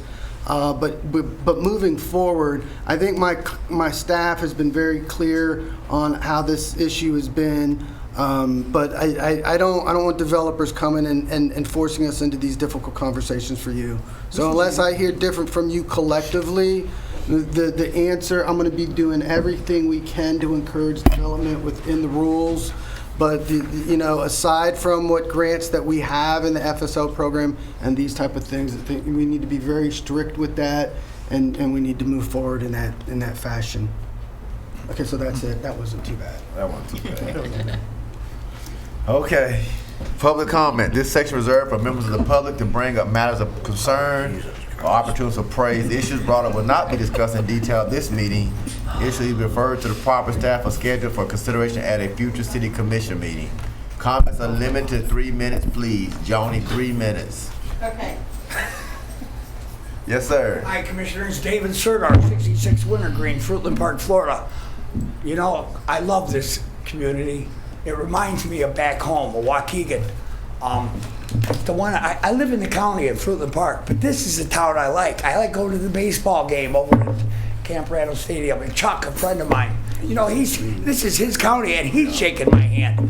I went to your redevelopment city a couple weeks ago, and they're looking for you're paying a guy to give you ideas on what to promote. My God, you're talking about worried about your kid's future. You should really take a kid, and I know you do, but our kid's future depends on what's happening in society, what's happening out in the climate. Plastic is a real concern. I'm asking you guys, like I've asked many other cities, there's numerous. John Drury, the seaplane capital of the world, he is a pilot. John Drury gave me a date of banning plastic straws. Around the state, they're doing this in other cities.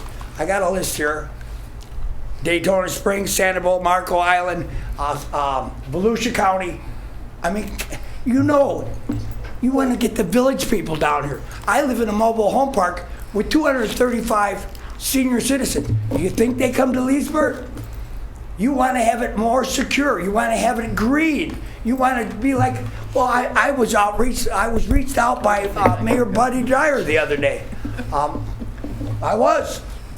And they're banning plastic bags. One time you started for containers and plastic straws in the venues they own. Amway Center, the Camp World Stadium, and the Dr. Phillips Center. And I'm working also with Jerry Demings, the mayor of the county, because I public commented there. And that his assistant, Liz Roby, says the county people are following it. Orlando's turned green. They got bicycles around there. They got people walking around. Do you guys have people walking around constantly? Maybe you should go a little green. I don't want to leave you guys out. Tavares is taking a vote. I got a friend in Eustis, Holland, the new mayor of Mount Dora, is thinking about doing it. She saw me at the last 2 commissioner meetings, and she reached out to me. The guy in Tavares in the wheelchair, Troy Singer, wins by 5 votes. You know, I'll tell you what, I'm working so closely with Senator Baxley. He's calling me his buddy, Brett Haig. Not only I'm worried about the city, I'm worried about the state. They're listening to me about a bottle bill. DeSantis, I got it in the papers. I don't even need to take my paperwork. Plastic is a real concern. They're worried about it. There's a guy in the Senate sloshing around because the tide's coming in Miami.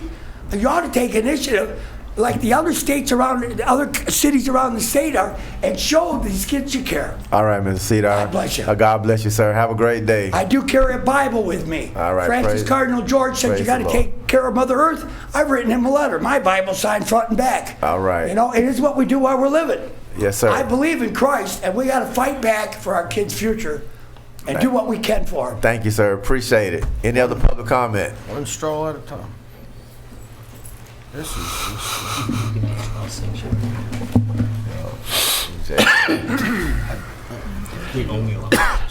yes, sir. I live on Oak Drive. I like to see the city forward for sidewalks. There is no sidewalks up in that area at all. That's Oak Street? Oak Street, from there all the way to school, it would take the kids off the street if you had sidewalks. And there's a lot of handicapped people live up in there. And it's hard to push wheelchairs on grass, try to get to the street. I'd like to see something done about it because I'm a taxpayer, I'm handicapped. I don't want nobody to feel sorry for me because I tried my best. I'd just like to see something done about it. Yes, sir. DC, do we have them on a sidewalk plan? We actually do have going through the Safe Schools program. We've got a plan for a bunch of the streets, going specifically from Beverly Shores through the neighborhood. Okay. We've actually got organized, we've contacted the school. We need the school to have a committee, and we're working with them to put together a committee so we can finish the application and get the Safe Schools sidewalk grant in the park. Thank you, sir. So we're working on it, sir. Any other public comment? Okay. Roll call, please. Commissioner Dennison? Nothing tonight, thank you. Commissioner Peterson? I wouldn't do it. Commissioner Roebuck? In terms of the sewer grant that we talked about, Representative Sabatini has filed that legislation. So if you run into any of our legislators or anyone else, push and let them know how important that is to us. They came and toured the plant with Alan DC. Commissioner Hurley? I just want to say again, we said it today, but thanks to everybody. I think what we did was great, and today's event was great, so excited about that. And now that he's pointed out all this stuff, I see what California did. I'm a little worried. Could we become a straw sanctuary so that we don't lose our plastic straws in Leesburg? What would that take? I think he's serious, Al. Would you like to draft a resolution? I think he's serious. I'd like to Can we draft- table that? Can we table that? I'd like to draft a resolution saying that we're a straw It's just sanctuary. commission comment. Just commission comment. So that way, because I can't stand Public comment. paper You're about straws. to create a public comment. So that's all. If you'll put that together, I appreciate it. That's all for me. Mayor Christian? Today was a great day for Leesburg. I think our staff did a wonderful job, completed a wonderful building. So on to the next buildings, Mr. Minor. You can do anything. Look forward to it. One last thing, though, on a serious note, I know we kind of bounced around, but Fred and Al, I really would like to see us look at our charter for our districts. I think the city needs to be 5 districts because as our current makeup, with the new 6,000 houses that are coming, 6,000 residents, District 3 and the 2 at-large seats can have 3 voting majority, and they can all be age restricted, 55 plus, nothing against them, but they can dominate our city. So I think, better do it now than to wait till we get 6,000 new residents. They sure don't like families. Yeah, no, they don't like families. So if you could expedite, get something on us to vote on That would this. require a referendum, I believe. And I'll have to look at that. don't we for need sure. the 2020 census? Yeah, I think you need the Yeah. census is what. Well, you can change the charter to Oh, to create districts, but not redo the 5 districts. single-member Okay, districts. yeah. Yeah, I Got think we it. need to And do I that. think you want to do that before certain developments take Yeah, over, I like think they so. did for Park. Ideally, you would have that in place before the census comes out, so when you That makes perfect sense. reapportion, everybody ends up in the right district. Right. That's great. So what we need to do that for the referendum? I'll look at that. I think it is a referendum. We'd probably get a referendum on the March ballot. No, it needs to be on the November ballot. Don't That's do the gonna use make it this November. nonsense. No, I hate when cities do that. That's to going try to make to, it November 2020. That's fine. It'd It's be a not- The census won't be out presidential for a election, year you or make two more after people Yeah, vote, right. you It know? needs to be when everyone actually votes. Oh, come on. Even though I want it to happen, you gotta let people vote and stuff. And it'll cost us about what, 15, 20,000. We did it in March. If we do it our own, it'll cost us. Yes, sir. That's just. So I don't think they're gonna have that kind of construction going before November 2020. A referendums always pass with a yes. No, but 2020 will be good. All right. Well, it doesn't count until they're counted either. Oh, okay. Yeah. All right. All right, that's all I have for tonight. Motion to adjourn? Yep.